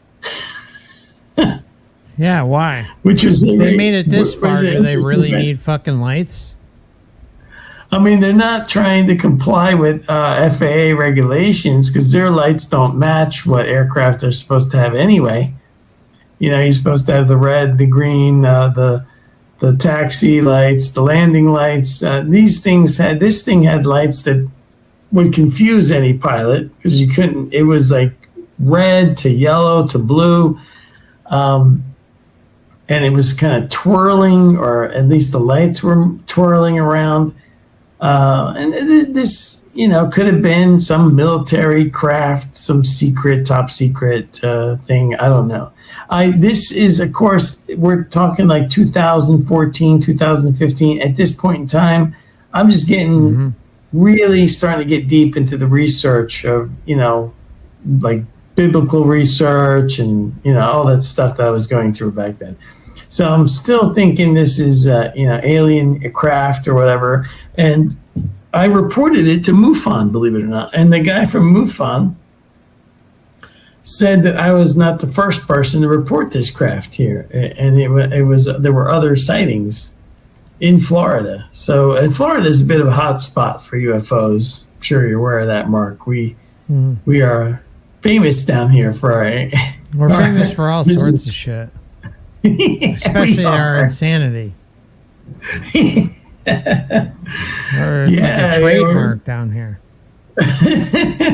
Listen, there are two things. Okay, so I've lived in New Jersey. I've lived in Florida.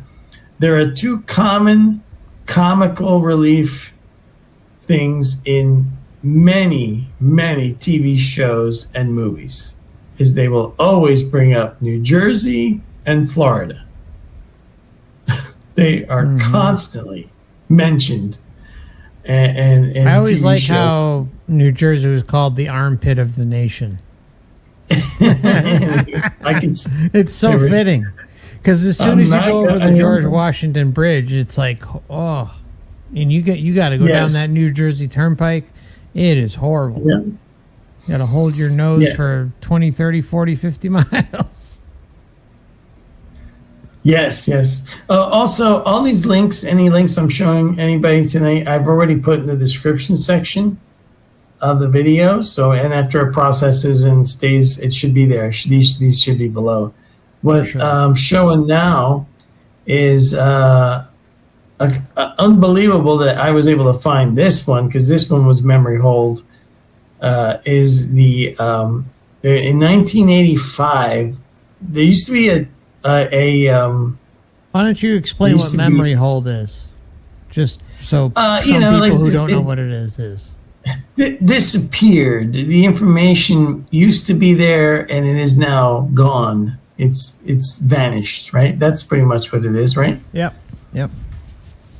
Okay, let me switch.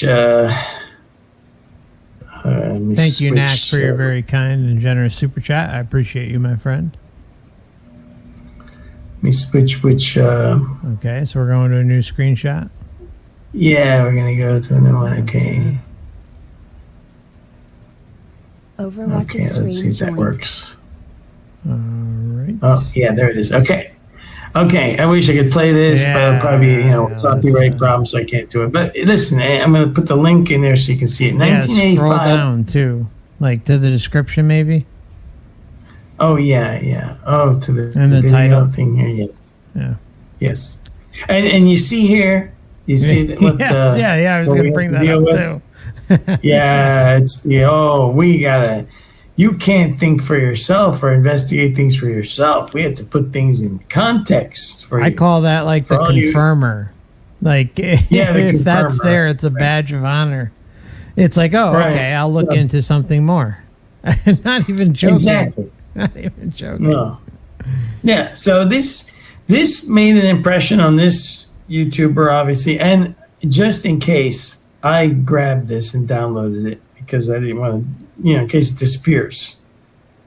If it does disappear, and people tell me this link becomes dead or whatever, I will repost it on Odyssey or BitChute or some place that they don't care. Anyway, in the 1980s and into the 1990s, used to be an HBO docu-series that was called America Undercover. They covered all kinds of topics, but they did one episode about UFOs. I recommend everybody watch this video. This is like a 55-minute video. It is a little bit, low resolution because we're talking about 1985 television. But this documentary, I thought, was like the most impressive UFO documentary I'd ever seen and ever have seen. I didn't try to explain or, tell you what it was, what UFOs were, but the cases that they examined here were mind-blowing. And that one guy was in this. They always had I don't know if you remember him, Mark, the official debunker. He would be in every freaking UFO thing in the 1970s and 1980s. And then later it came out. Go ahead. I can't think of his name. It's the guy. Actually, I think he lived in Florida. Oh, he was obnoxious, pompous. A pompous ass. He was the most annoying thing in every documentary or in search of episode when they threw him in there to give the counterpoints, and he was just unbelievable. So he's in this documentary. Of course, later, now we have a totally different narrative, right?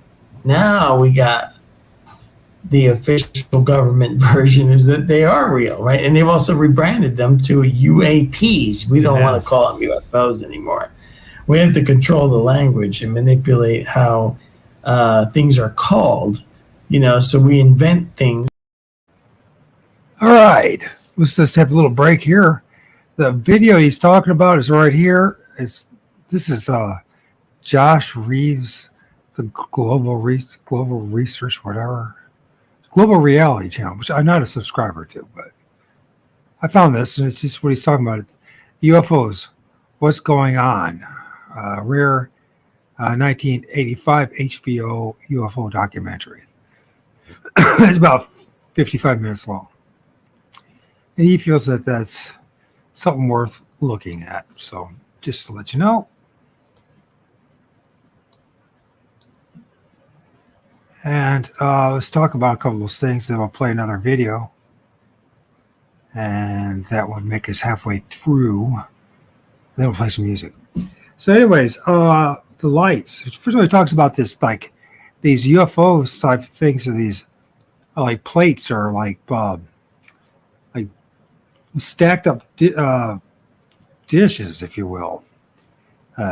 Plates. The largest one being the bottom, then a medium size, and a smaller one. And then there's something popping in the middle, whether it's an entity or something like that. What's really interesting about a lot of these UFOs is and especially in the daytime, they're very dark and shadowy. Just like the things that we film in the woods. They're like shadowy. more than actually look anything like nuts and bolts made out of metal stuff. I'm not saying there's not ones that aren't made out of metal, but I have no idea. I mean, you could try to trust the story of Roswell, which I'll talk about, but I don't trust anything. If it's been on television, if it's been on theaters, forget about it. He talks about these jerks that are like these professional skeptics, right? They did bunkers, right? And they're all like paid shills. Even back then, they're paid shills. And you see the same thing going on in the Bigfoot community. It's always the same group of people every freaking year, the same people. And it's like and those same people don't say anything new year after year, but they have to be the one. And all those UFO or the Bigfoot conventions or UFO conventions for that matter, all right, they're the same ones. They're indispensable, even though they're not going to tell you anything different than anybody else is going to tell you, except they got the degree. This is weaponization of anthropology that's being used. It's clearly being used. And most people are, unless you research this stuff, you're ignorant of it. You have no idea. Once you discover that that's what they're doing, next thing you know, it's the same people, right? And they have contracts. And they have these are the same people who are in these videos and all that kind of stuff. They always have hidden agendas. And I'm just like, how is it possible that it's always the same group of people? And there's a new batch being hatched right now. And God forbid, if anything I could tell you is go do your own research and don't follow anybody. Because they don't, you know what?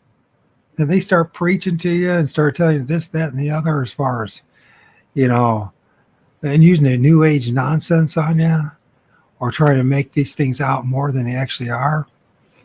I mean, it's so ridiculous, the things you would go through just to try to find the truth about anything.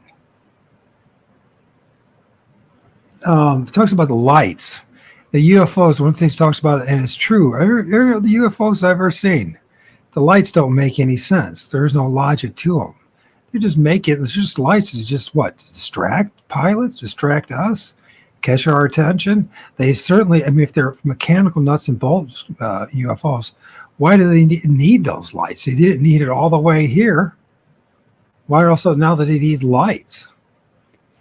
There's something really going on. There's much more suspect.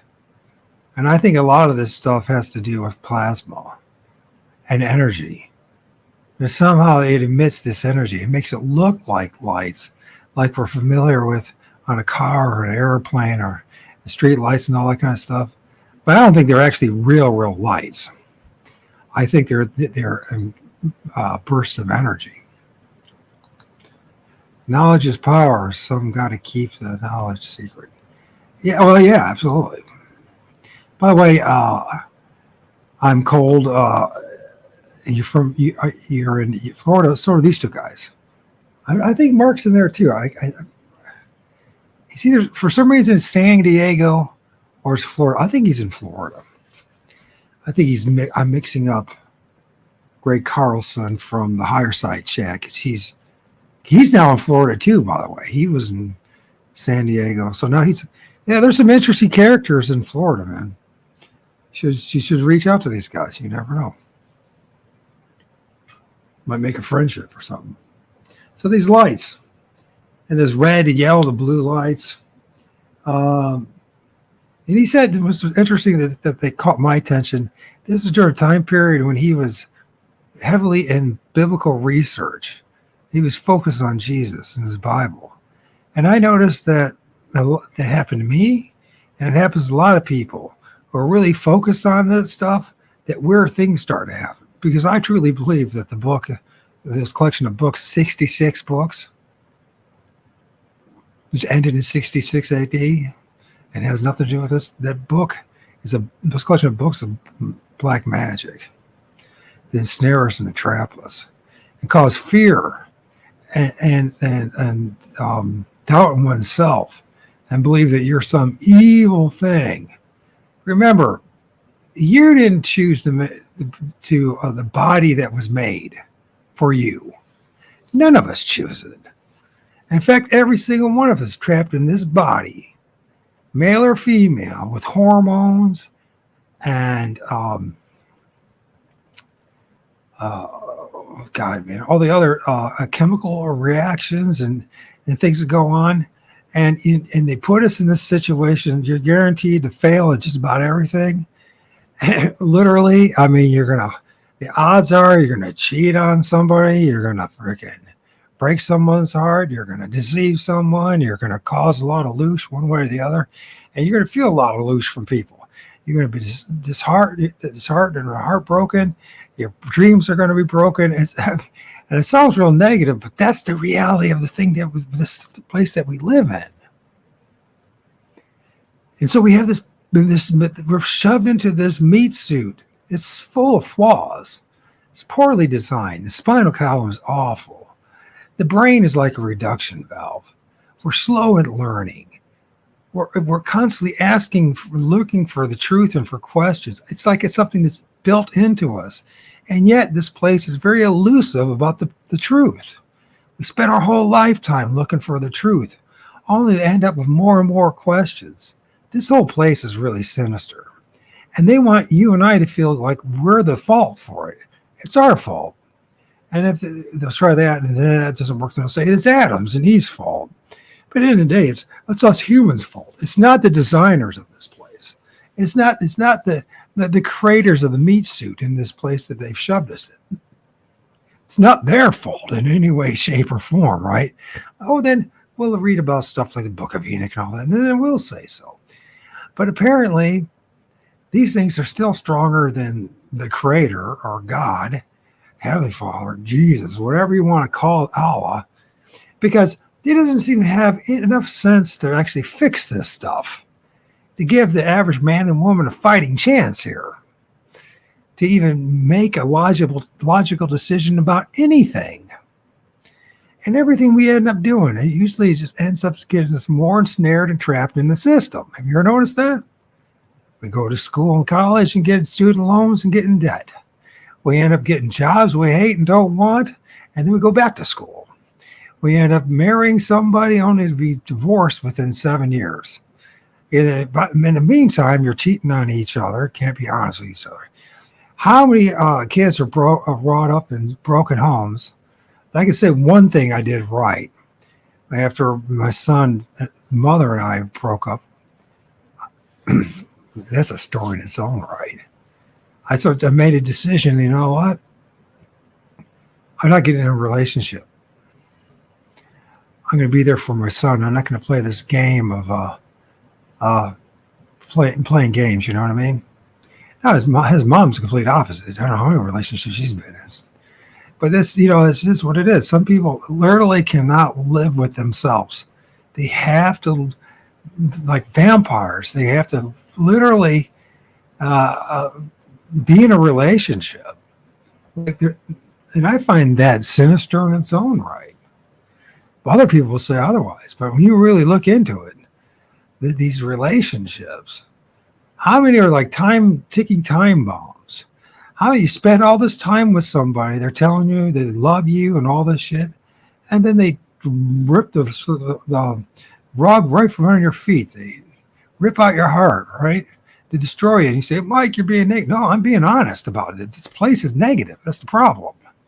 And we don't get me honest about the fact that there's an awful lot of negativity in this place.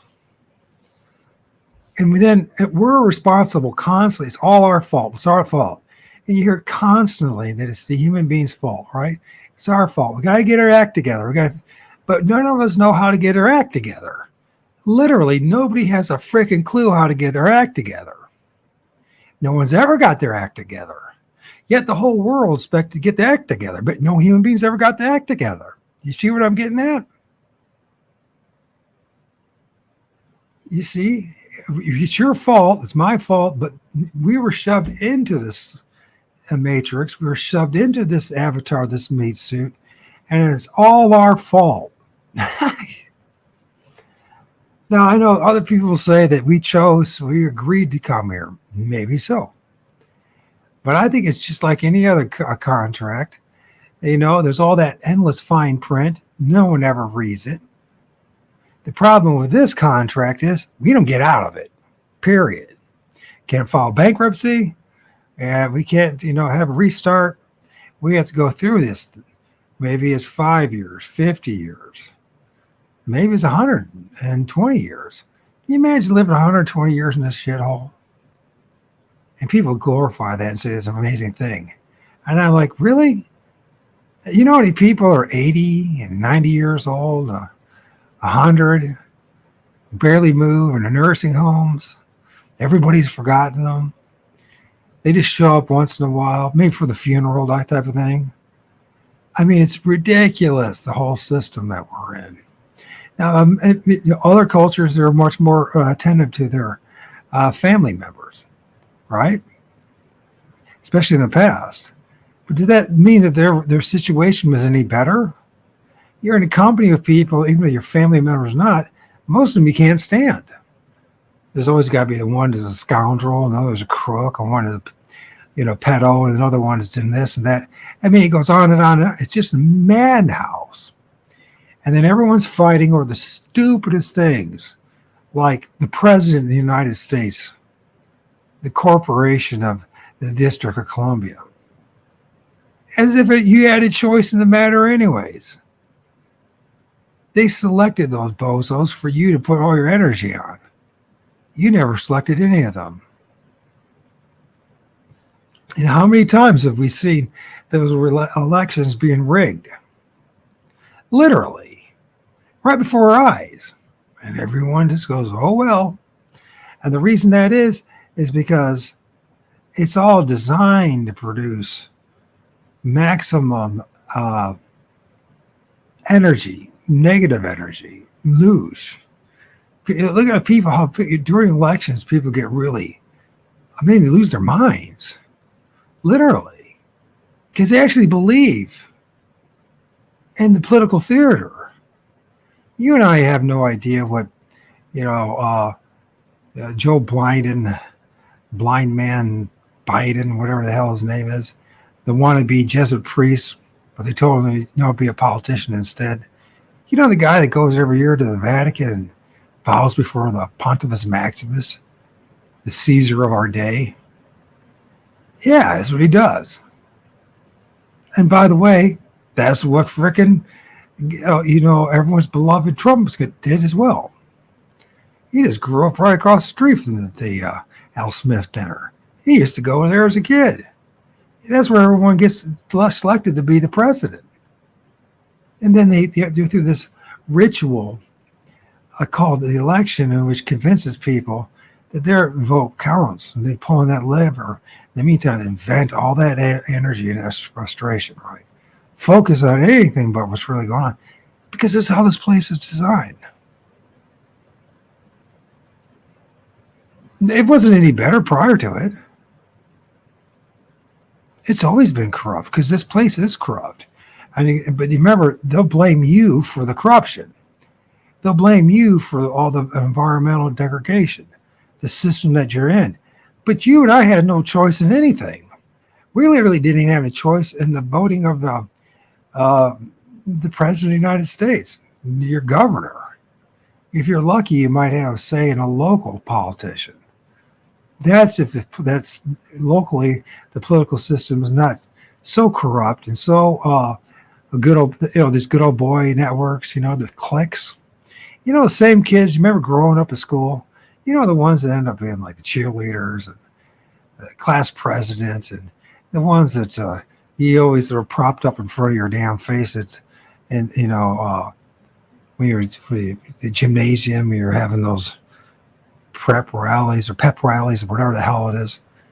And you're looking at these kids and you're like, you don't like any of them. They don't like you. And they're going to end up being your bosses and your and the politicians and your governors and your mayors and your local pastors and your priests.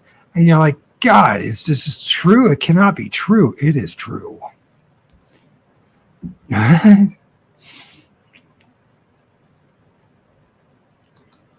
Yeah, that's true. The more you learn, the more questions you have. Absolutely. I believe we must do it ourselves, learning and experience. I think the only thing to learn is not to come back here. Period. There ain't nothing else to learn. Maybe life is like treating a sword to make the soul stronger. Maybe, but there's no evidence for it. There is no evidence for it. There's a lot of talk and rhetoric. So but my observation is not the case. There's just a lot of BS. I mean, like religion will turn you into an absolute frickin' liar. You will lie for your truth. That's not good. Politics the same way. All these institutions, right? Instead of being honest about what's really going on, not only with ourselves and what's around us, but the system that we're in. Now, you might say that's very negative and despairing, but listen, they always say that you can't deal with a problem till you know what it is. People don't want to know what it is. They want to compartmentalize it. They're convinced that they just focus on one area, that somehow is going to make a greater difference to this place. But if you don't, from my observation, if you don't have a more holistic approach to whether you live, you're never going to really have a clue where you're living. It is this holographic nightmare that we're living in is just that. So anyways, let's listen to another 10 minutes, and I'll take a musical intermission and play some also music, and I'll carry on with this. That, and pretend like we always use these terms like UAPs, cyclone, bomb, or whatever it is they call it. The weather channel. Yeah. I mean, it just all of a sudden the new weather guy will start using. And the first time I heard that, I'm like, what the hell? Why are they changing the name of something? But it makes total sense when you know how they try to manipulate the language to control how you think about things. So now suddenly, the screen share disappear, or is it still? Oh yeah. I didn't know if you were going to play anything. I'm sorry. Okay, you know what? It looks like I'm sharing two screens there. That's weird. No, it's just us and the whatever you're sharing. See. Okay. All right.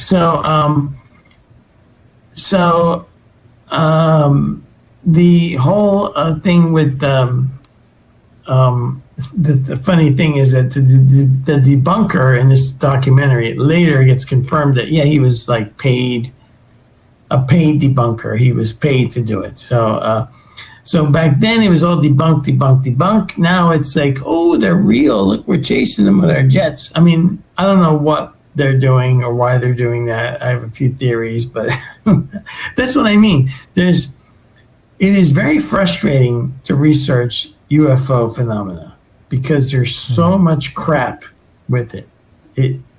The other thing, if you want to research the afterlife and you can get your head out of the whatever brainwashing you grew up with, and maybe it's because so many people are brainwashed into one of these camps, like they're religious or they're materialist, and that's all that they will bounce back between. So nobody cares about us out here, the few that figure out that there's something else going on. But with UFOs, they clutter the information stuff out there. I don't have any idea what is for sure is going on. There's theories, but I mean, what do you think, Mark? No, I mean, I'm with you. It's who knows, right? Nobody knows, and it is there's so much disinfo out there on this topic that it boggles the mind, and you have to kind of reroute yourself to what you believe, what you think. I remember embarrassing, but I remember in being probably 14 years old, 12, 14 years old, and I mean, it's embarrassing now, but it's not embarrassing thinking at the what age I was, but I believe that the alien autopsy was possibly real. You know, I mean, you know, I was like, oh shit, maybe it's real. You know, oh, what happened here? Okay, all right. So yeah, I mean, I thought that was a possibility, and I don't know. It's been an interesting adventure, but like you and I are probably on the same page age-wise when we started looking into some of this, because I've shared this story a couple times. When I was with my father, we were driving towards like on a certain highway, getting on the freeway and heading north, and he went out of his way to tell me that, you know, son, you know, X amount of years ago, he said he was on his way to college. Like, he was going back and forth to his college, and it was off to the right. He saw a UFO over the trees, and the UFO kept traveling north, and he gunned it and followed the UFO for as far as he could, and it literally went all the way up to where he was at school, and that was like right around an hour, little under an hour. And so that always stuck out in my head, because it's like, here I have my dad telling me about an experience that he had, and then of course I'm seeing things on TV that are reassuring me that these things are possible. And so that kind of started me on my journey too. I don't remember exactly how old I was, but I would say, you know, 7, 8, 9, 10, somewhere in that range.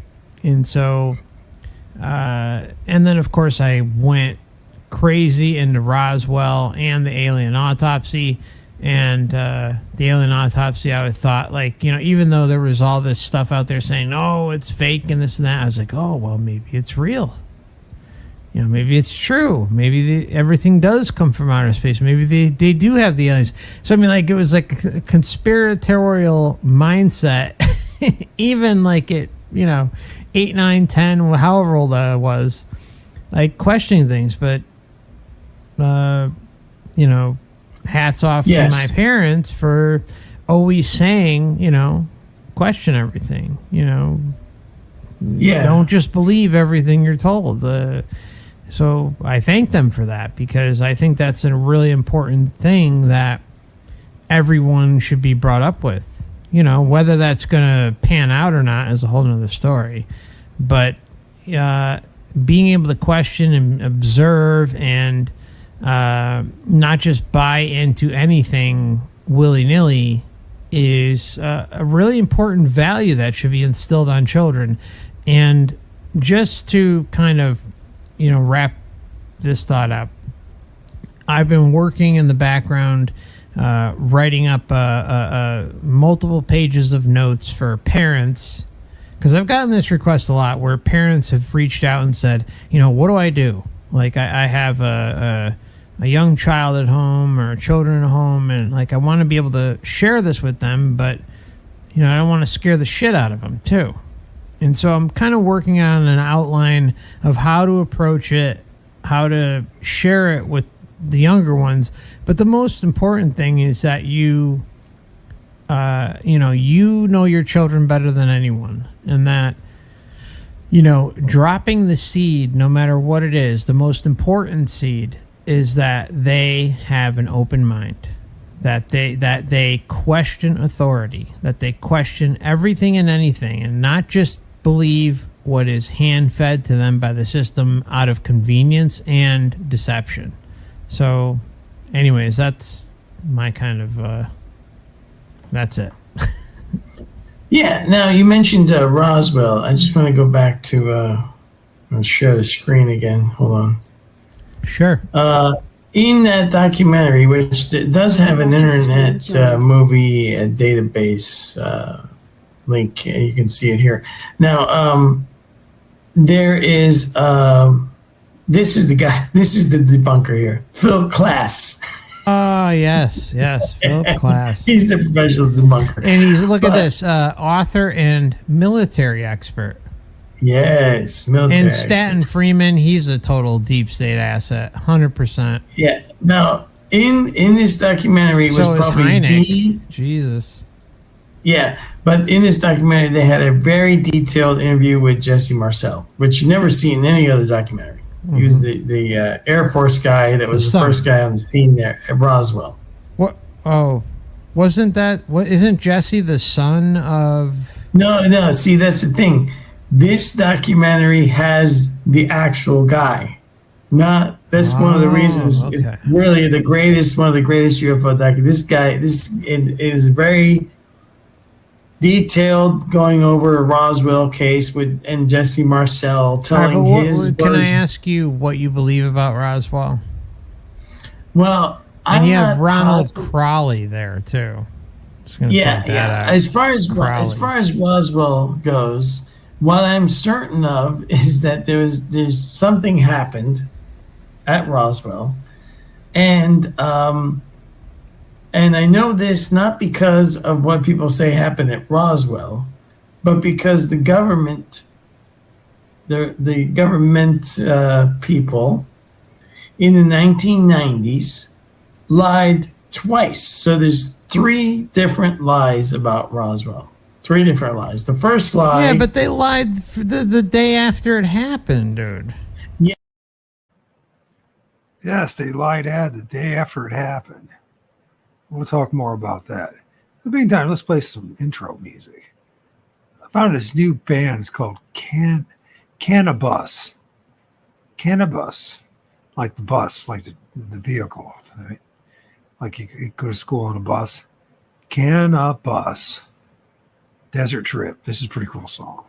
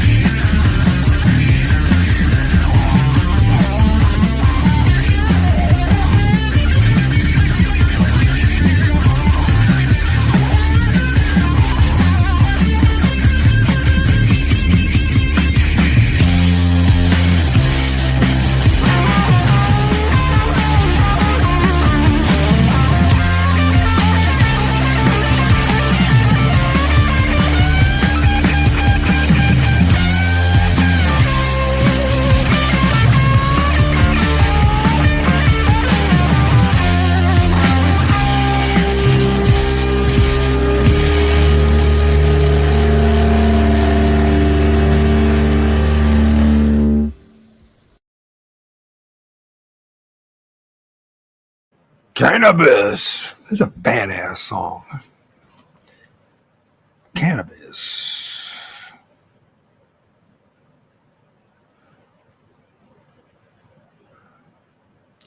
So, anyways, yeah, we're going to get into this now. They can start getting a little heated in the debate, and this is now about this Roswell stuff and about any legitimacy at all. And I think Mark has kind of figured out, or at least he said it, and that it's in his mind that it's all just a big grand deception. They'll bring up stuff like Project Blue Beam and other things like that. And I think he gets maybe a little impatient with Dan for some reason.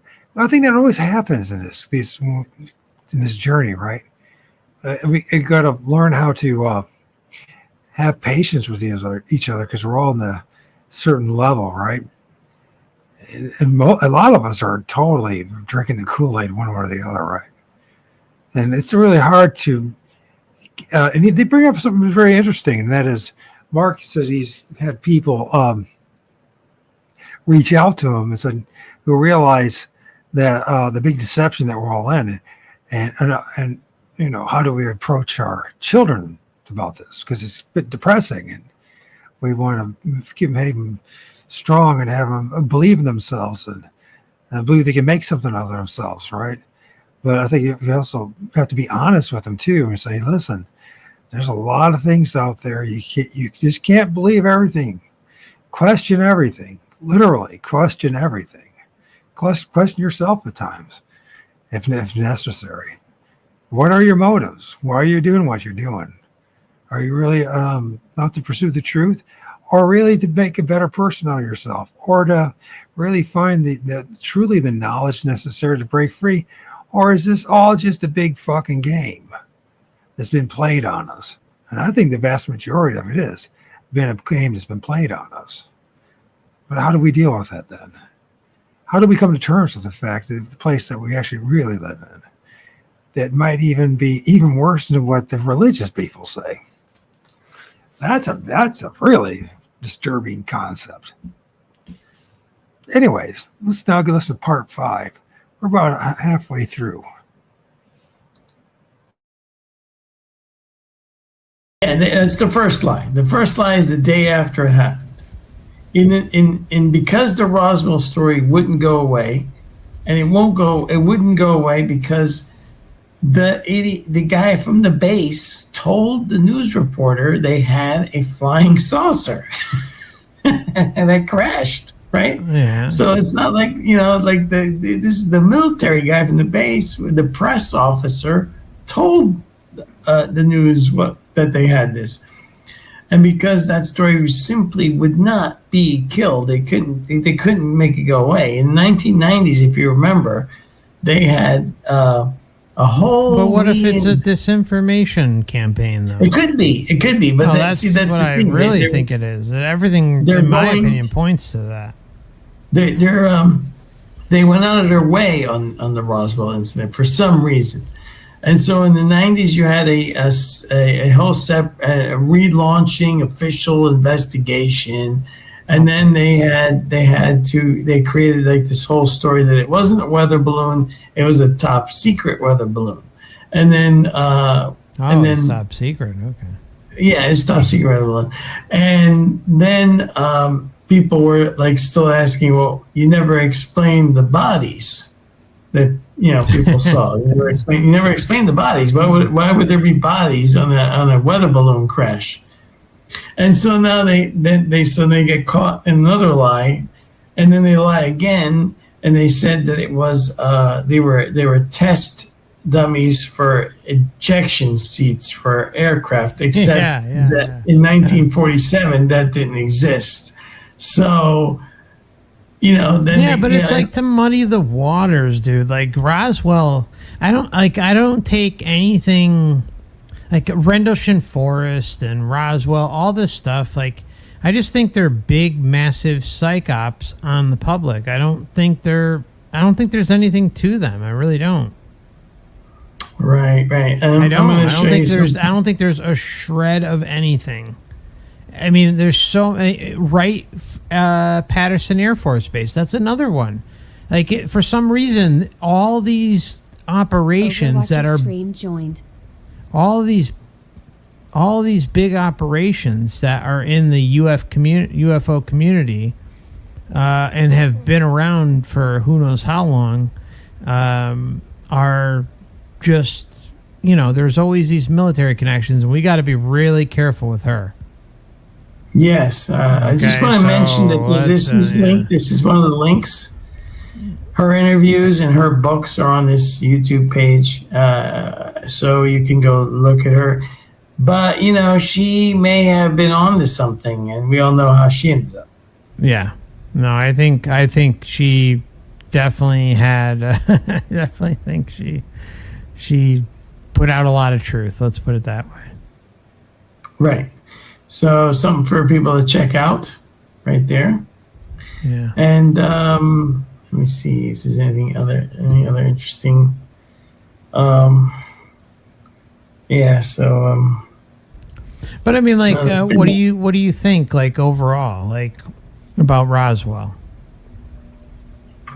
I don't know. I actually think that because having worked inside and observed the incompetence that goes on in the wonderful land of governmentardism, which is was employed in and at a lower level for a whole career.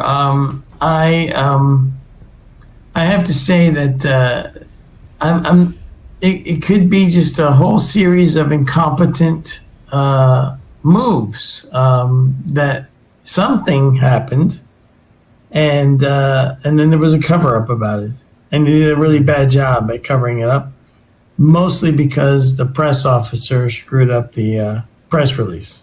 Okay, I'm sorry. Go ahead. They screwed up the press release. I mean, there's other things that are kind of hard to say what they are exactly.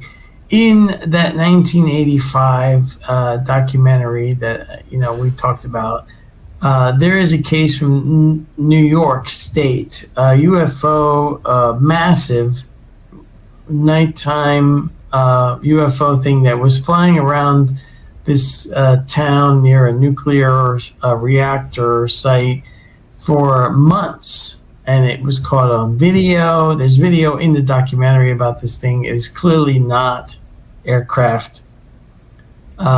Is it a giant military craft? Why is it floating around where everybody can see it? In the 1980s, similar to the this thing was more round than anything, but you had like the whole Belgian UFO thing. Remember in the early 90s? Where these giant Chevron craft, and then the Belgian Air Force supposedly chased it. Are they ours? Are we experimenting with stuff over civilian areas, or just making people see? Well, what about the Phoenix Lights too? Sure, very similar. It's like. These things are meant to be seen. Like they're not like little bullshit little, a couple people see them in a field. Like these are massive events. And and they were even mocked, and I remember Christ, when the Phoenix Lights thing happened, I was like, oh my God, this is the proof, this is the evidence, and they're covering it up, and they even made a mockery of it. The governor made a mockery of it and came out with the alien at the press conference, and I was convinced. I was like, oh my God, they're hiding something. But it's all one big psychological operation. I can't see it being any other thing. I just can't. It could be. That's just me. That's just me. No, it could be, but then you have to say that they decided to conduct this massive psychological operation as far back as 1940s. Yeah, exactly. That's exactly what I think they've been doing. Because I think they've been like one of the tools in their arsenal, in my opinion, is a fake alien invasion. Now, whether it'll happen or not, who knows? But if you prime the public for, thinking that aliens are real, or that potentially aliens are real and that UFOs are coming from another planet and, you know, they're going to attack us and blah, blah, blah, then you've primed the public to be not as freaked out when you hit the go button for your operation. But I think the fake alien invasion thing is one tool of many that they have in their arsenal. But in order to get that across, if they choose to use it, then they need to, you know, put out operations that, you know, gets in the public consciousness so that, you know, yeah, everyone may freak out or a number of people may freak out, but it's not going to be as chaotic when they decide, and if they decide to pull the trigger on that specific op. Sure. Well, here's the thing that I feel about that is that they have that as a possibility. And it's up there. It's up there, right? It's up there. Can we at least agree on that? Yeah, sure. And it's high up there. And it's a very simple formula for discerning the news. If they're telling you suddenly that look at the weird turnaround the news has done. They used to make fun of people that believed in UFOs. They used to debunk, make fun of, and this is regular, it's from the local regular news to the big network news. They would generally do that. It would be like make fun of, call them crazy, whatever. And then suddenly now, the news suddenly now wants you to believe that the government says they're real, and now we say they're real. And I'm like, what happened to all the theories about being crazy that reported? I mean, they just transition. It's like, we want you to believe this now, and before we didn't want you to believe it. Now we want you to believe it. And I'm like, well, if you want me to believe it, I'm probably going to believe it less because you guys are a bunch of liars. Yeah, but they've also, liars. Like, I think the reason they've put this. So anyways, yeah, so just talk a little bit about the major, that a lot of us feel are staged events, but not the real events. I think that like the real events is like what we did with Mojo and the stuff he was filming in Oregon. And those events don't ever get publicized. The real stuff doesn't get publicized. They want certain things to be publicized so they can control the narrative. And if people understood the bigger issue, the truth that they have zero to no real control over the stuff that's real. If you know, that was redundant. The stuff that's probably is legit. The stuff that I've seen, the people have seen, where you're just like, you know, that wasn't something staged. That wasn't a drone. That wasn't some mechanical thing that a human being made. That was something I saw in the sky, and it didn't make any sense when it made that sharp right turn, or et cetera, et cetera. You know what I mean? These are things that are, but they don't have. They've always been around us, and we don't have a clue what's going on with that. But I think when it comes to Project Blue Beam, you got to tap into that. And since people don't know that there's something in the sky, let's tap into it and make it into an imaginary alien invasion. And that's what they're trying to talk about. And, you know, that's one thing that a lot of the Christians truthers on the internet have talked about a lot, but they unfortunately misinform everybody and tell them it's because it's the end of the days. And the Bible makes it very clear the end of the days are going to happen during Jesus' generation, his disciples' generation. But this end of days narrative and a Messiah coming, right, to save us, man, they've been tapping into that for freaking ever and a day. Because they exploit that. It's one of the weapons of the Matrix. So that's something to think about. As time goes on, we got about maybe 27 minutes of this, listening to their stuff. One of the things you can see the diversions, the tension. You can hear the tension is building between Mark and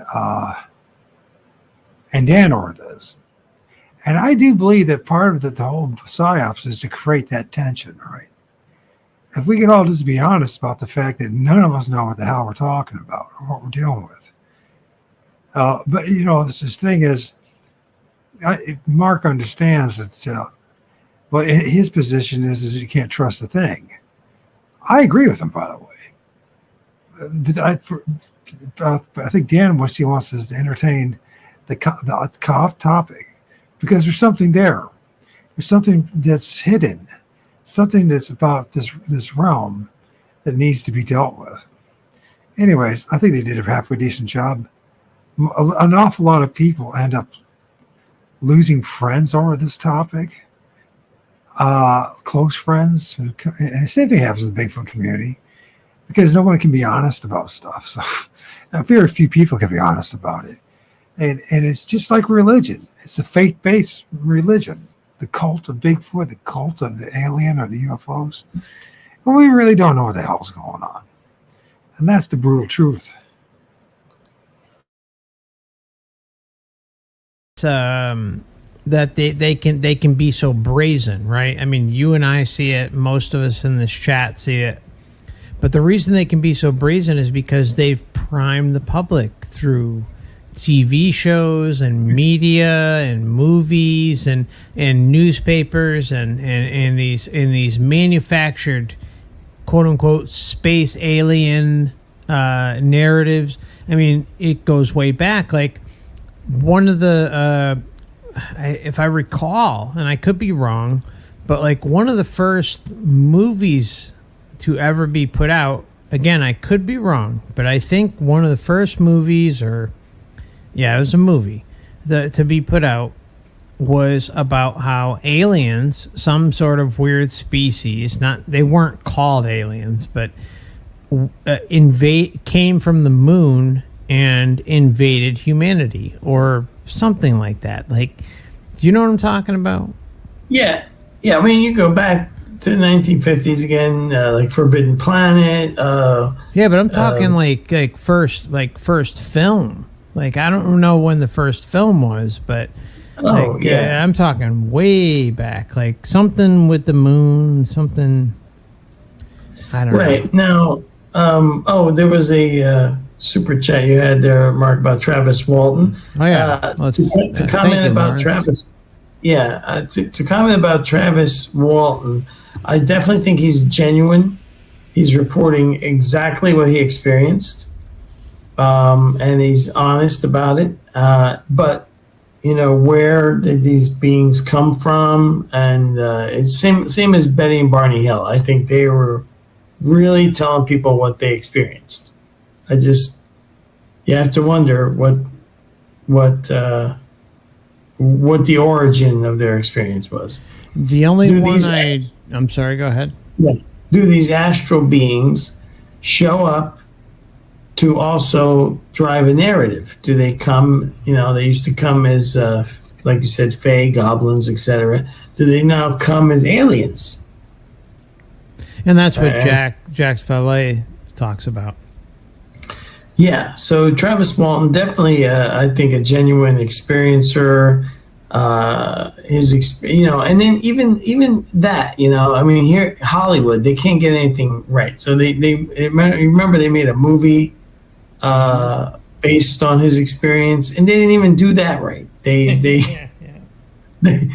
messed up the movie. Well, the movie made based on his event wasn't even correct. I mean, they could have just followed wasn't his story fascinating enough? Why would you want to alter it?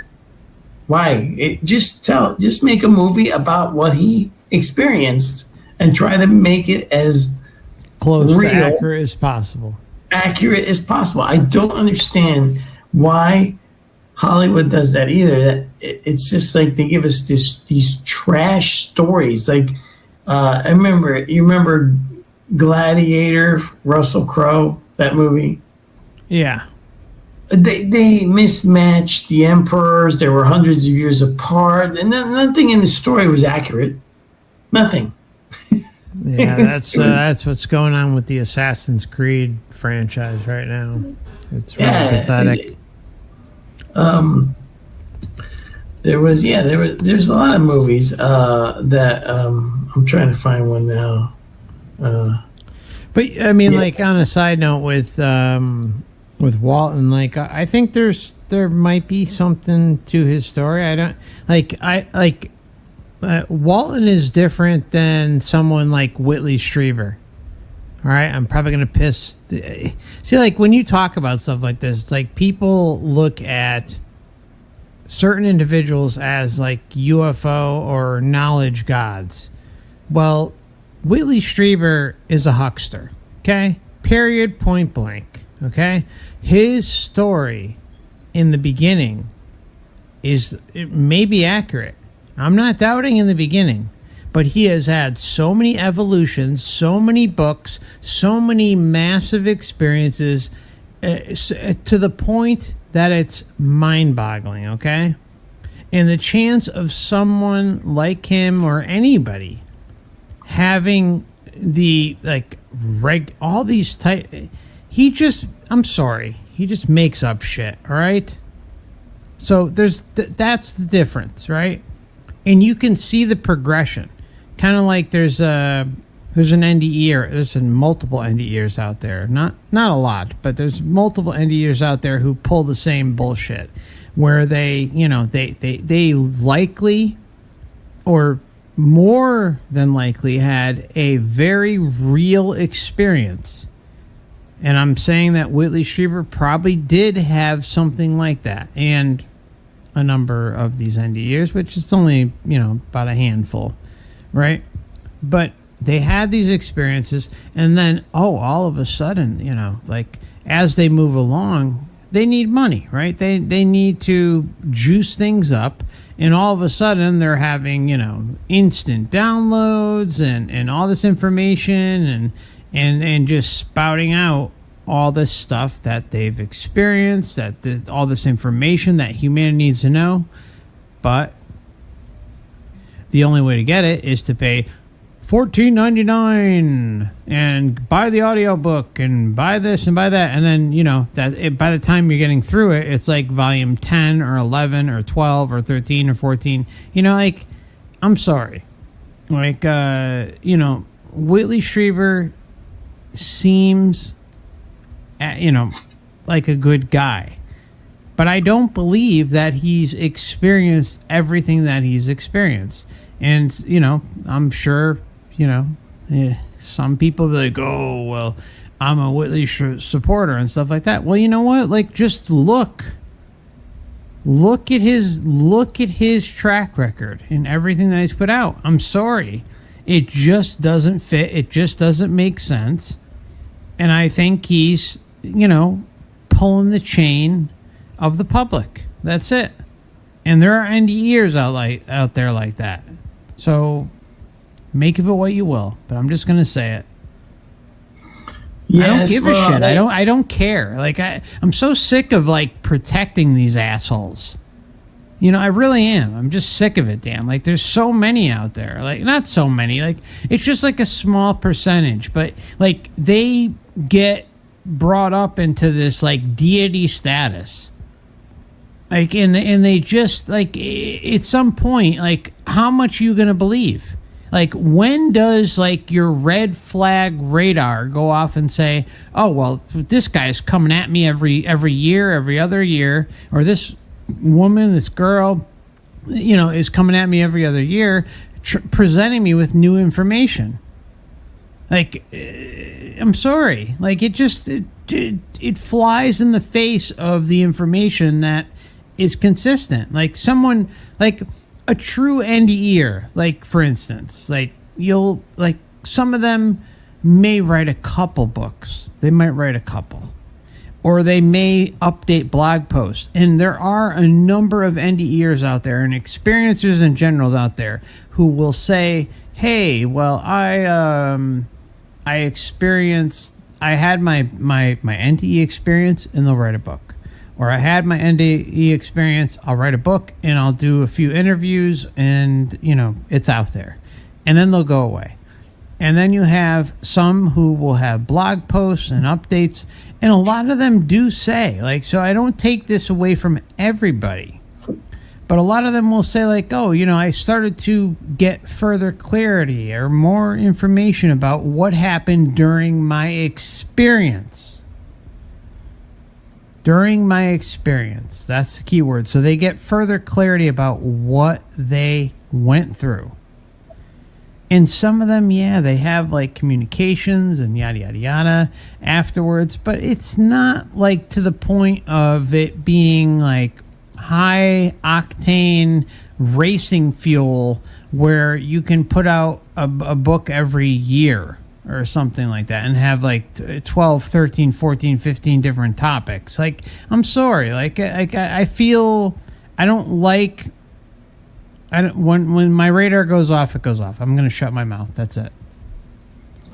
Well, to me, it's just I just examine it like an investigator. If I was listening to somebody give me testimony or statement about something. Okay, but let me just interject. All right, it's going to get heated. Yeah, as usual. These topics, my God, people are just take it to themselves and the whole situation maybe a little too serious. But anyways, Dr. Turner, I did a reading of her book they mentioned earlier, and it's called Taken, and she got to start all the books. And I do think that she's worth reading because it'll give you a clearer understanding of abductions and all the different ways it goes about it, from paranormal events to people actually really claiming they have them, to being all different types of entities in these ships and everything. It's not just Bigfoot or aliens. There's all sorts of things. It's crazy. Betty and Barney Hill, a lot of people think that was a fraud. I'm surprised that Dan thinks it's real. Travis Walton, I don't know much about him. Maybe there's a little more into him. As far as Whitley Strieber, I don't like him either. I started reading Communion, and honestly, it sucked. I was going to record it, and not that I'm any good at reading out loud, but just going to record just as documentation of my research. And I'm just like, I don't know about this. And Whitley knows everybody. Everybody. It's so suspect. I don't trust that dude. It's difficult. So I don't blame Mark pushing back on Dan here with this kind of stuff. But at the same token, it also says a reflection of this topic, these topics, those who actually have experiences. And then we see people exploiting the situation, making up stuff, making claims that can't substantiate at all. Or at least not even saying, well, listen, I say, I had my experiences and I can't substantiate. I know I had them though, and they don't add up to what everyone else is saying. And you don't have to believe me, but I'm going to talk about it anyways because I need to. But it's like there's nobody rushing to talk to me.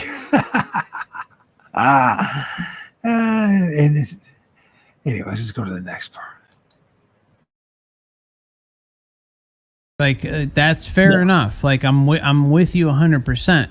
But when you have someone who knows the data, someone who knows the information, someone who has been around long enough and has had the opportunity to take that information and mold a story of their own to make it seem real, that has to come into your kind of world, right? And say, there has to be some suspicion there. Sure. Yeah. Whitley Strieber has been around forever, Yeah.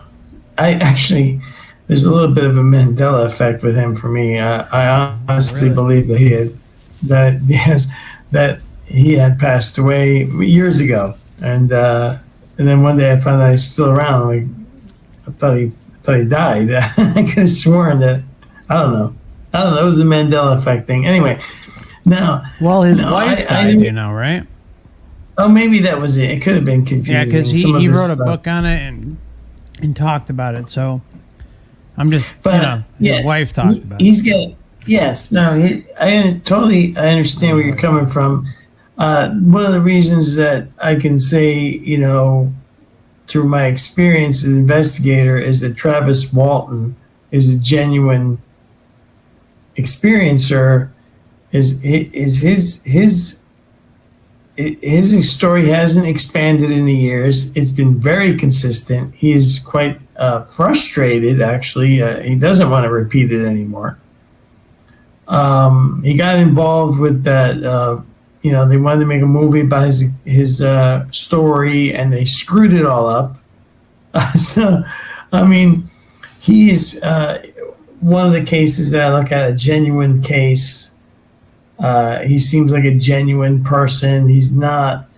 In fact, it came out in the newest documentary made about his case that they tried to bribe his friends that witnessed his abduction into changing their story. Yeah, you're talking about Travis, right? Yeah, they tried to bribe his coworkers that were there. Mm-hmm. And they refused to take the money. And he's never been like the Strieber type with the mega bucks. Or you can have another case, is a near-death case, for example, Anita Morajani. Now, here's a woman who was dying of cancer. Many medical studies have been done about her case.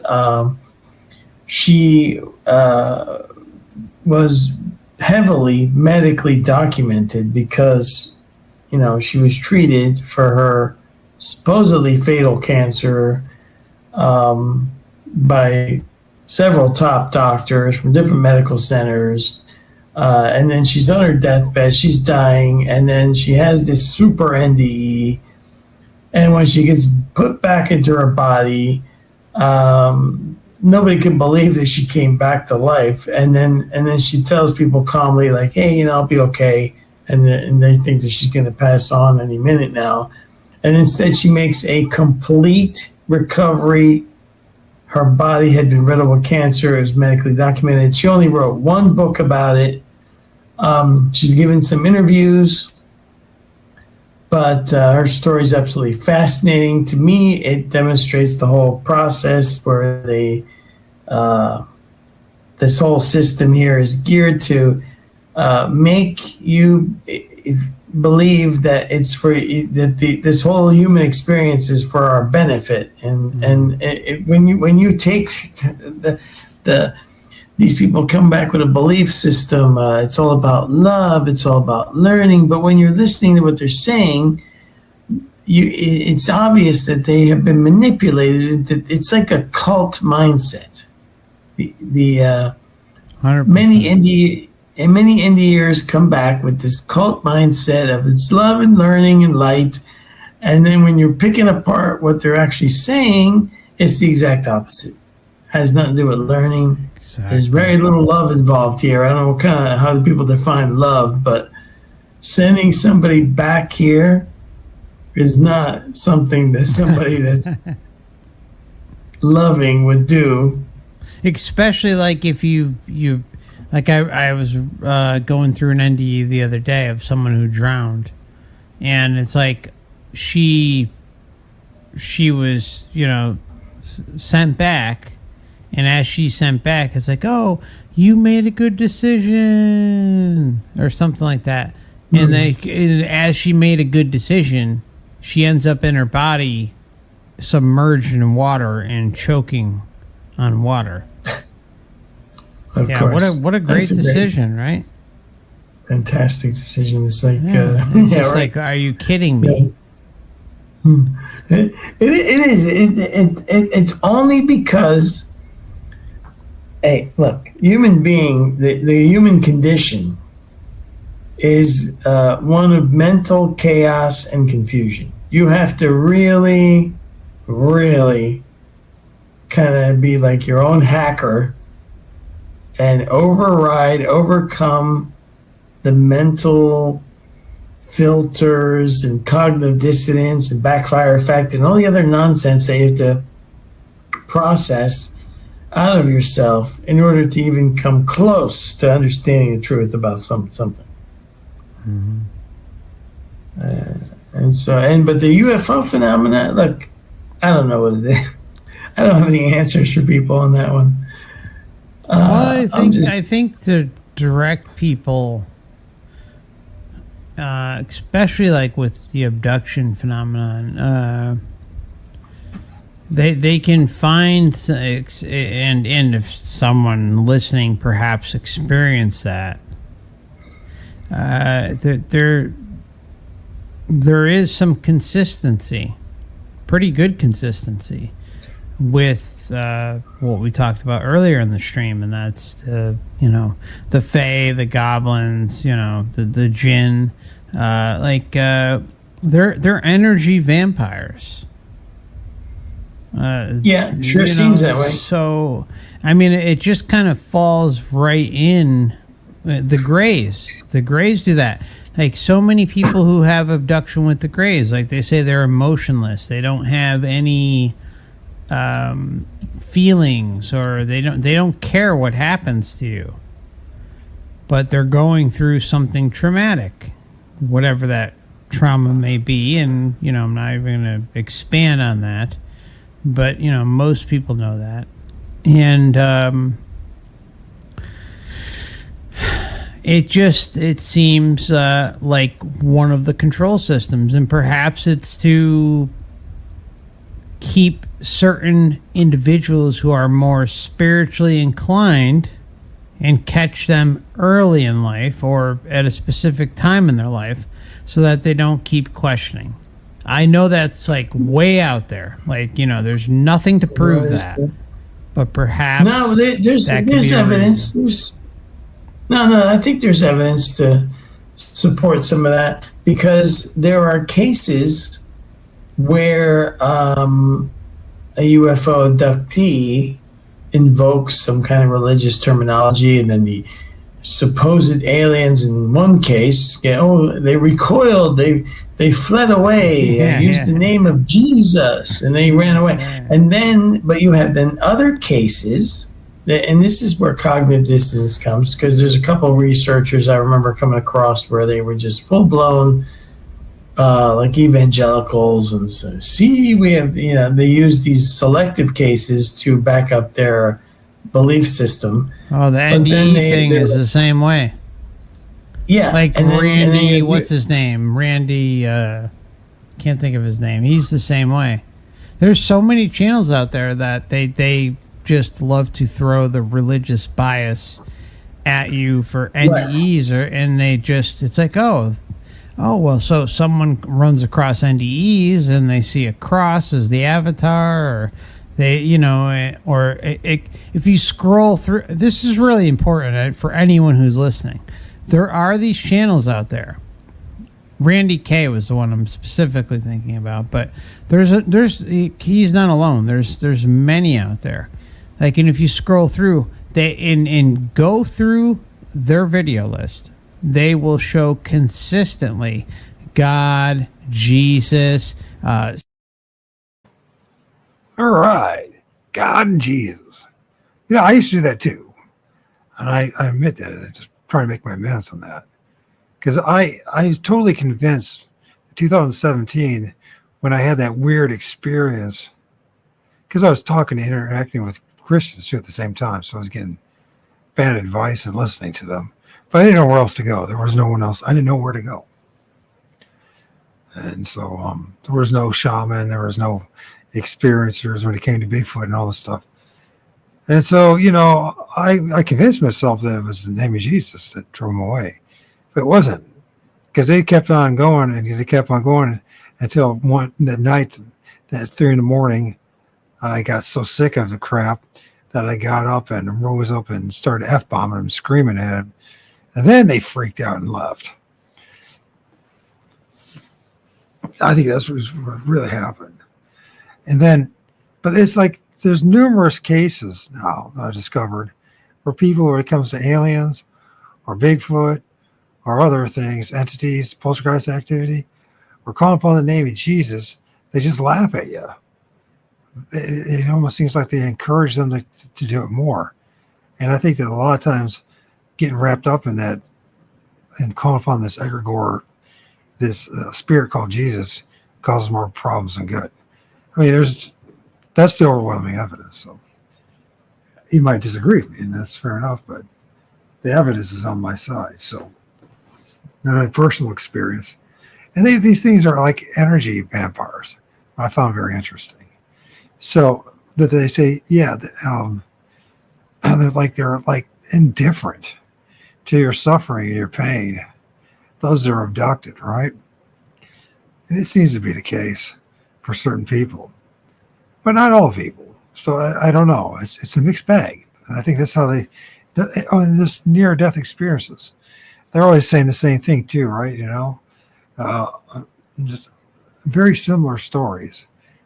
And this whole thing of intermingling the religion, it seems like the rational thing to do at the time, right? But it really is cognitive dissonance and one's own biases they're injecting into it. Did it really, did they really see a Jesus on the other side? Probably didn't. They saw a light show. And, if they really cared about the person, why send them back to the shithole? Oh, they got a special message, a special mission. But their messages are never special. And their missions are nothing more than selling books to clutter up the frickin', to just make more noise. That's what it comes down to. We're almost done here. Got another 7 and 8 minutes here.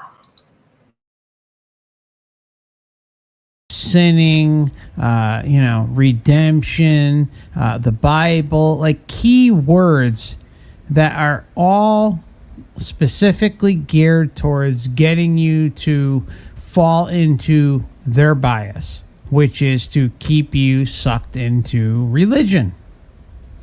And they're out there.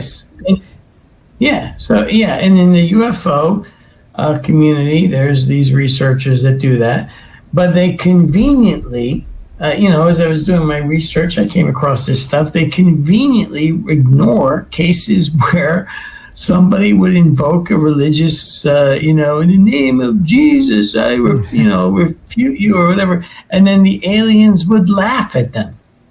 Yep. So there are those cases. Now, so the alien phenomenon can be very inconsistent, and it doesn't fit the narrative that people want to shove it into. So the religious narrative falls apart as soon as you find a couple cases like that. Then you're like, well, how do you explain that? Because that's not possible under your religious belief system. This can't happen. So that means that if you're being honest with yourself, though.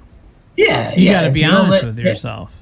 Yeah, you got to be honest with yourself. Sure, absolutely. You gotta be aware of that. How all the trick. A lot of the mythology has the trickster.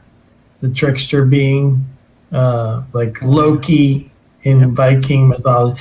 And this trickster appears in a lot of mythologies from all over the world. But I have to tell you, the biggest trickster is yourself when you're investigating stuff. If you let yourself, do all these things in your head to keep some bullshit brainwashed belief system alive, because you've run into evidence that says, no, that can't be. This can't exist, and therefore you're your own. Your people are their own trickster. That's well said. It's so true. Yeah. So, So,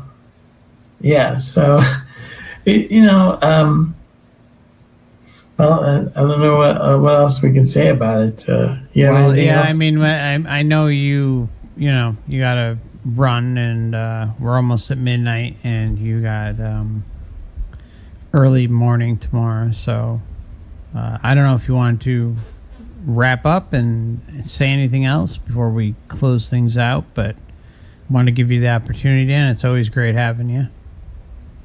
Well, I just appreciate and I hope you feel better, Mark. Thank you. I hope you feel better. So much positivity comes from our audience. We have a few select people out there that just want to, be negative, but they're very tiny minority. Generally, it's like it's nice to know that we can share these ideas, and there's people out there looking for these answers. And even though we're a small, tiny number, it's nice. I'm glad I can interact with you and everybody on your channel and my channel. It's really nice. Yeah, it's great that we're able to multi-stream, multicast, and don't forget to check out Dan at his channel, and it's OverWatch Channel on YouTube altogether, and OverWatch Project on Odyssey. And I know you opened up a Rumble channel, but you can find all the information at Dan's website, overwatchproject.com, and find links to everything, and then links to a bunch of his research and his resources and all that stuff. So feel free to check that out. And it's always great to have you, man. I really appreciate you coming on, and thank you to everyone over on Dan's channel. It's really great that we can do this, and I'm glad the internet connection held up okay. Oh yeah, and I did upload my first video to Rumble the other day, and nice.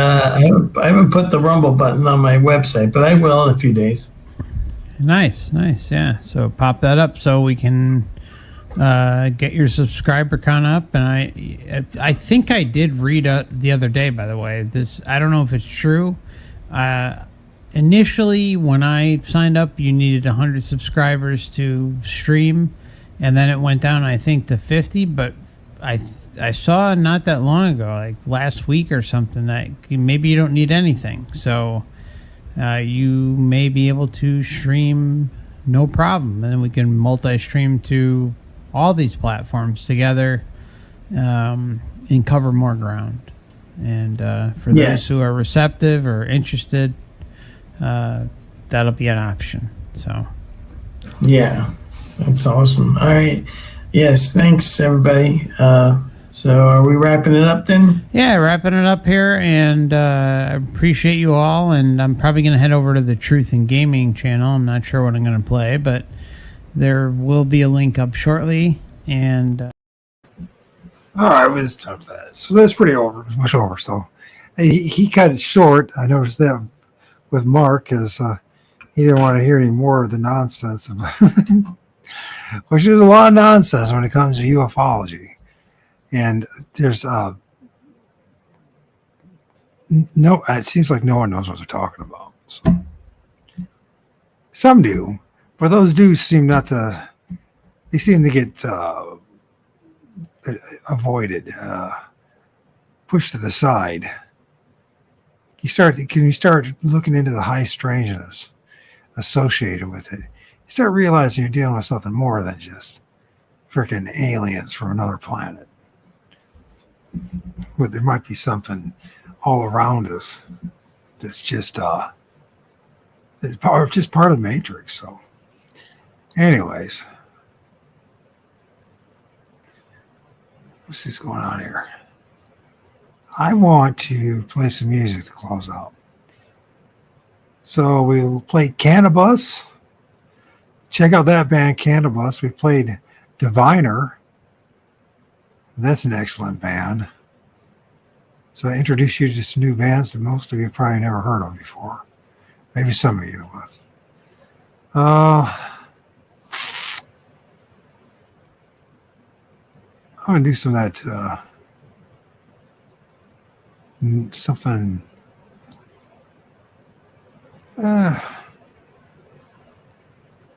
Psychic Lemon. Do I want to do that?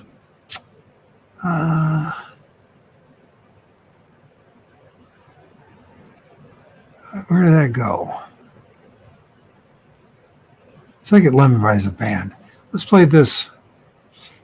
The Fall of, was it Fallen New World Order or something like that, or Fall of the New World Order, whatever the name of the band. And this is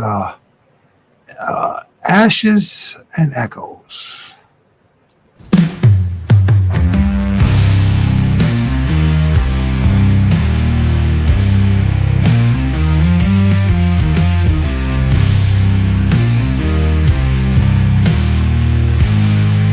In the false haze where shadows creep, empty shelters echo.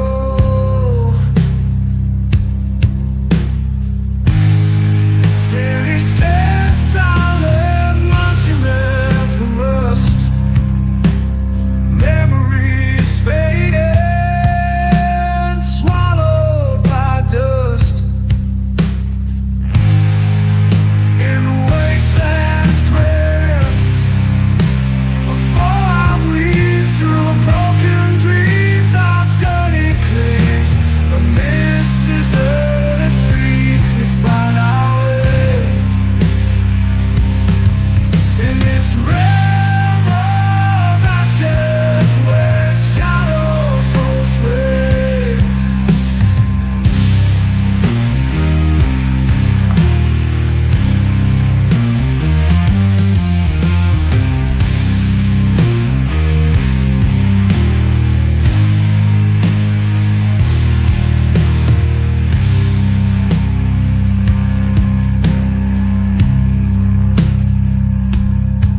In this false haze where shadows creep, empty shelters echo.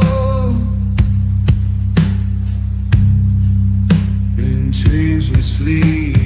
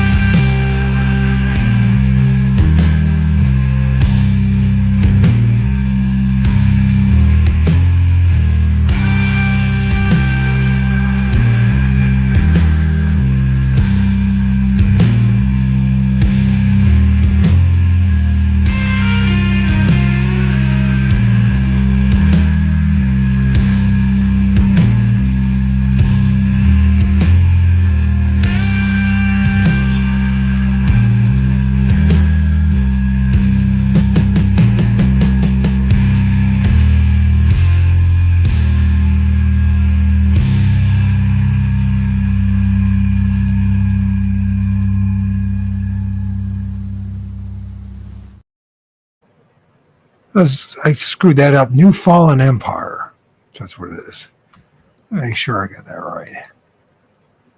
Yeah, New Fallen Empire and their new album. Yeah, it's a new album, Wastelander. Damn good stuff. I now want to play some one of my new favorite bands. Well, it's still fun. Some Acid Mammoth.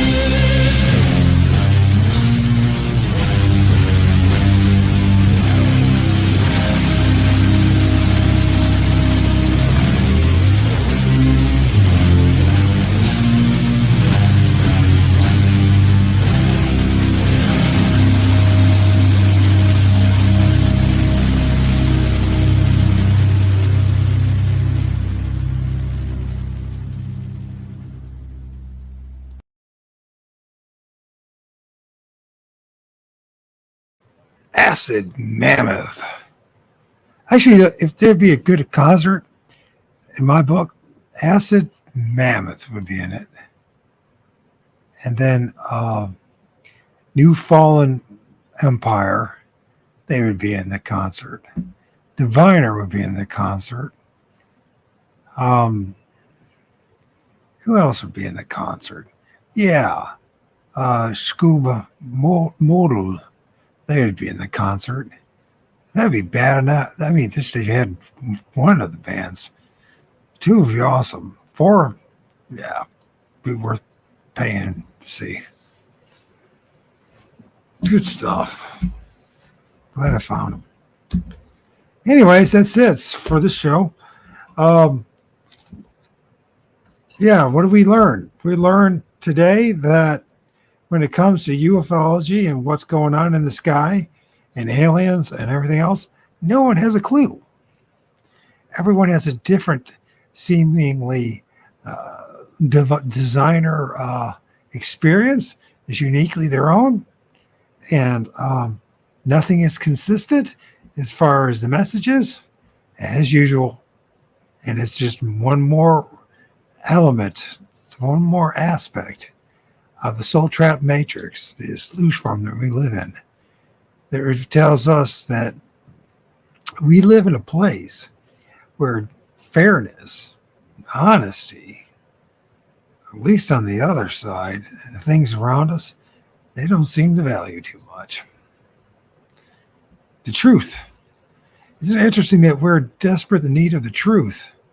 All of us internally, it's just because we know that we don't have it. That's why we value it so much. We value it so much, and so elusive, and so hard to find. And everybody claims they have it until they truly challenge their cognitive dissonance, their biases, and then they realize they don't have it. Uncertainty. This place is all about uncertainty. That's not something to be despairing about, really. You just come to terms with the fact that's the way it is. Yeah, good luck in figuring out what it is, what you saw in the sky, what you might have saw in your room. Good luck.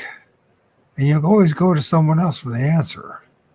But you soon realize they don't really have the answer. They just want you to buy their books. Donate money. Which I don't blame them. But you must understand that too. That that's what their motive is. That's the way it goes.